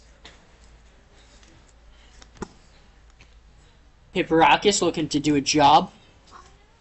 Do a job he must do against Josh Erd first. Almost confused him with the Cropdusters outfielder Bryce Herb. Very similar names. Hipperakis can really cement himself as the Cropdusters closer with 3 quick outs here. 3 quick outs in the 8th inning. Chopped up the middle. Aaron fields the infield play and makes the throw to first on time for out number 1. 1 pitch, 1 out. Economical, Jack. Quinn Aaron did a great job reacting to it. Much more economical than that. That's a really nice job by Aaron, pouncing on that ball and firing a strike to first. Throws the ball hard back to the pitcher, throws the ball hard back to first. Threw a ball hard back to third to end the last frame, too. Hipperakis misses high and away for ball 1 against Matthew Walters. Had a hard-hit ball to center field his last at-bat for a single. 1-0 the count with 1 out and none on. Swing and a miss, strike 1. Hipperakis is filthy with the fastball to make it 1-1. Just utter domination. Does not even look like these swings are coming close off of Pavlos Hipperakis. 1-1 and misses inside to make it 2-1 the count. When they do make contact, it's not hit very hard. As we saw in that last batter, just hit barely in front of home plate. Slider misses high and away, ball 3. A 3-1 count for Walters with just 1 out. Huge swingers count for him with a 3-run deficit in the bottom of the ninth. The Crops are 2 outs away. Foul backwards, strike 2, a full count with 1 out in the bottom of the ninth. Cropdusters lead by 3. Hipperakis threw 2 strikeouts in the last inning. Ended with a caught stealing from Aaron behind the dish. It's been a real defensive showcase for the Cropdusters. Fouled backwards again to stay alive. 3-2. 1 out still for Matthew Walters, the right fielder, who's made plenty defensive plays of his own out in right field. T-Boats fighting to stay alive down to their final 2 outs, still down 10-7. Gotta commend it. The 3-2. Swing and a miss, strike 3! Pavlos Hipperakis dusted him, and the Cropdusters are on their 1 out away from a 10-7 victory. But it won't come easy. Here's the first baseman, Braden Foster, up to bat. Had some meanly hit balls already today. The task of extending the game falls solely on his shoulders. Pavlos Hipperakis has 3 strikeouts and starts with a strike, a swinging strike, low in the zone. Just filthy stuff. 0-1 the count. 2 outs, bases empty. Cropdusters leading 10-7 in the bottom of this 9th inning. The 0-1 from Hipperakis. Fouled backwards off the backstop for strike 2. Hipperakis now just 1 strike away from the save and securing a 10-7 victory for the Cropdusters.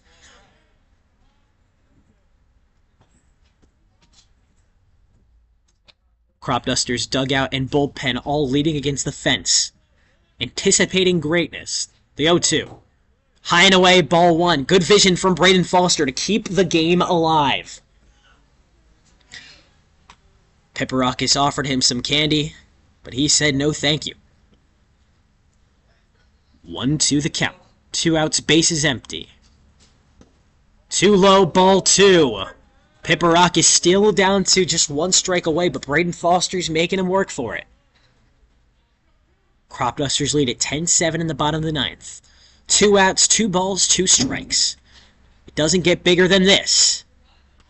That is hit, and hit hard deep into left. Okoje tracks forward, but it lands for a base hit. This game continues. Braden Foster gets a single to keep the ball game alive with the tying run on deck.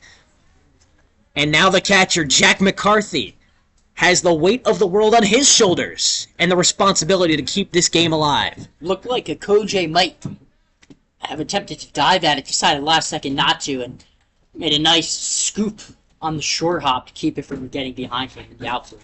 2 outs and 1 on. First pitch gets away from Aaron through his legs. Foster sprints into scoring position on the wild pitch. So 1-0 the count at the plate for McCarthy. Tying run on deck for the T-Bolts. 1-0 the count. A look back and the pitch.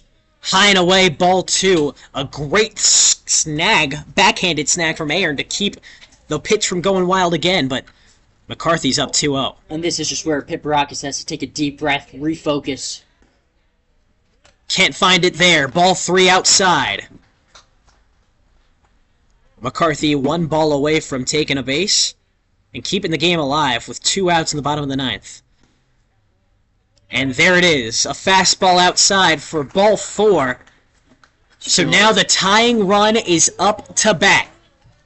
Tying run is up to bat in Ryan Quadros, and Ahern's going to go have a conversation with his pitcher. The Cropdusters are just 1 out away from ending it, but now it's very real for the T-Bolts. It's within reach. Just a 10-7 ball game with 2 outs in the bottom of the 9th. Runners at first and second. And the tying run at the plate. Pipperakis a look back and delivers. Strike 1 high. Fastball finds the zone. A deep breath from Ryan Quadros, who steps out of the box and back in. The 0-1. Swing and a miss, strike 2. Pipperakis down to his final strike again. Ryan Quadros, the third baseman from Marymount University, an all-AEC second-teamer, is 1 strike away from ending it. Pipperakis caught him swinging for strike 3. That's your ball game. A scare late, but the Cropdusters hang on thanks to another Pavlos Pipperakis strikeout, and that will bring the Cropdusters to 4-5 on the year with a 10-7 win over the Silver Spring-Takoma Thunderbolts. Through the first couple innings, Jish, it looked like the Cropdusters might just be able to cruise to an easy victory. Did not end up that way, as the T-Bolts came fighting back and made it a close ball game. Pipperakis comes in at the end, shuts the door, and the Cropdusters are now fighting with 500. Plenty of credit is owed to the Thunderbolts, who came all the way back from down 9-1, scored 6 runs in the 5th inning, but just could not get the job done. Pavlos Pipperakis slams the door shut for the save. 10-7 your final score from Silver Spring. I'm Jish Sokolsky on the call, and for Jack Feldman, we say thank you so much for tuning in, and have a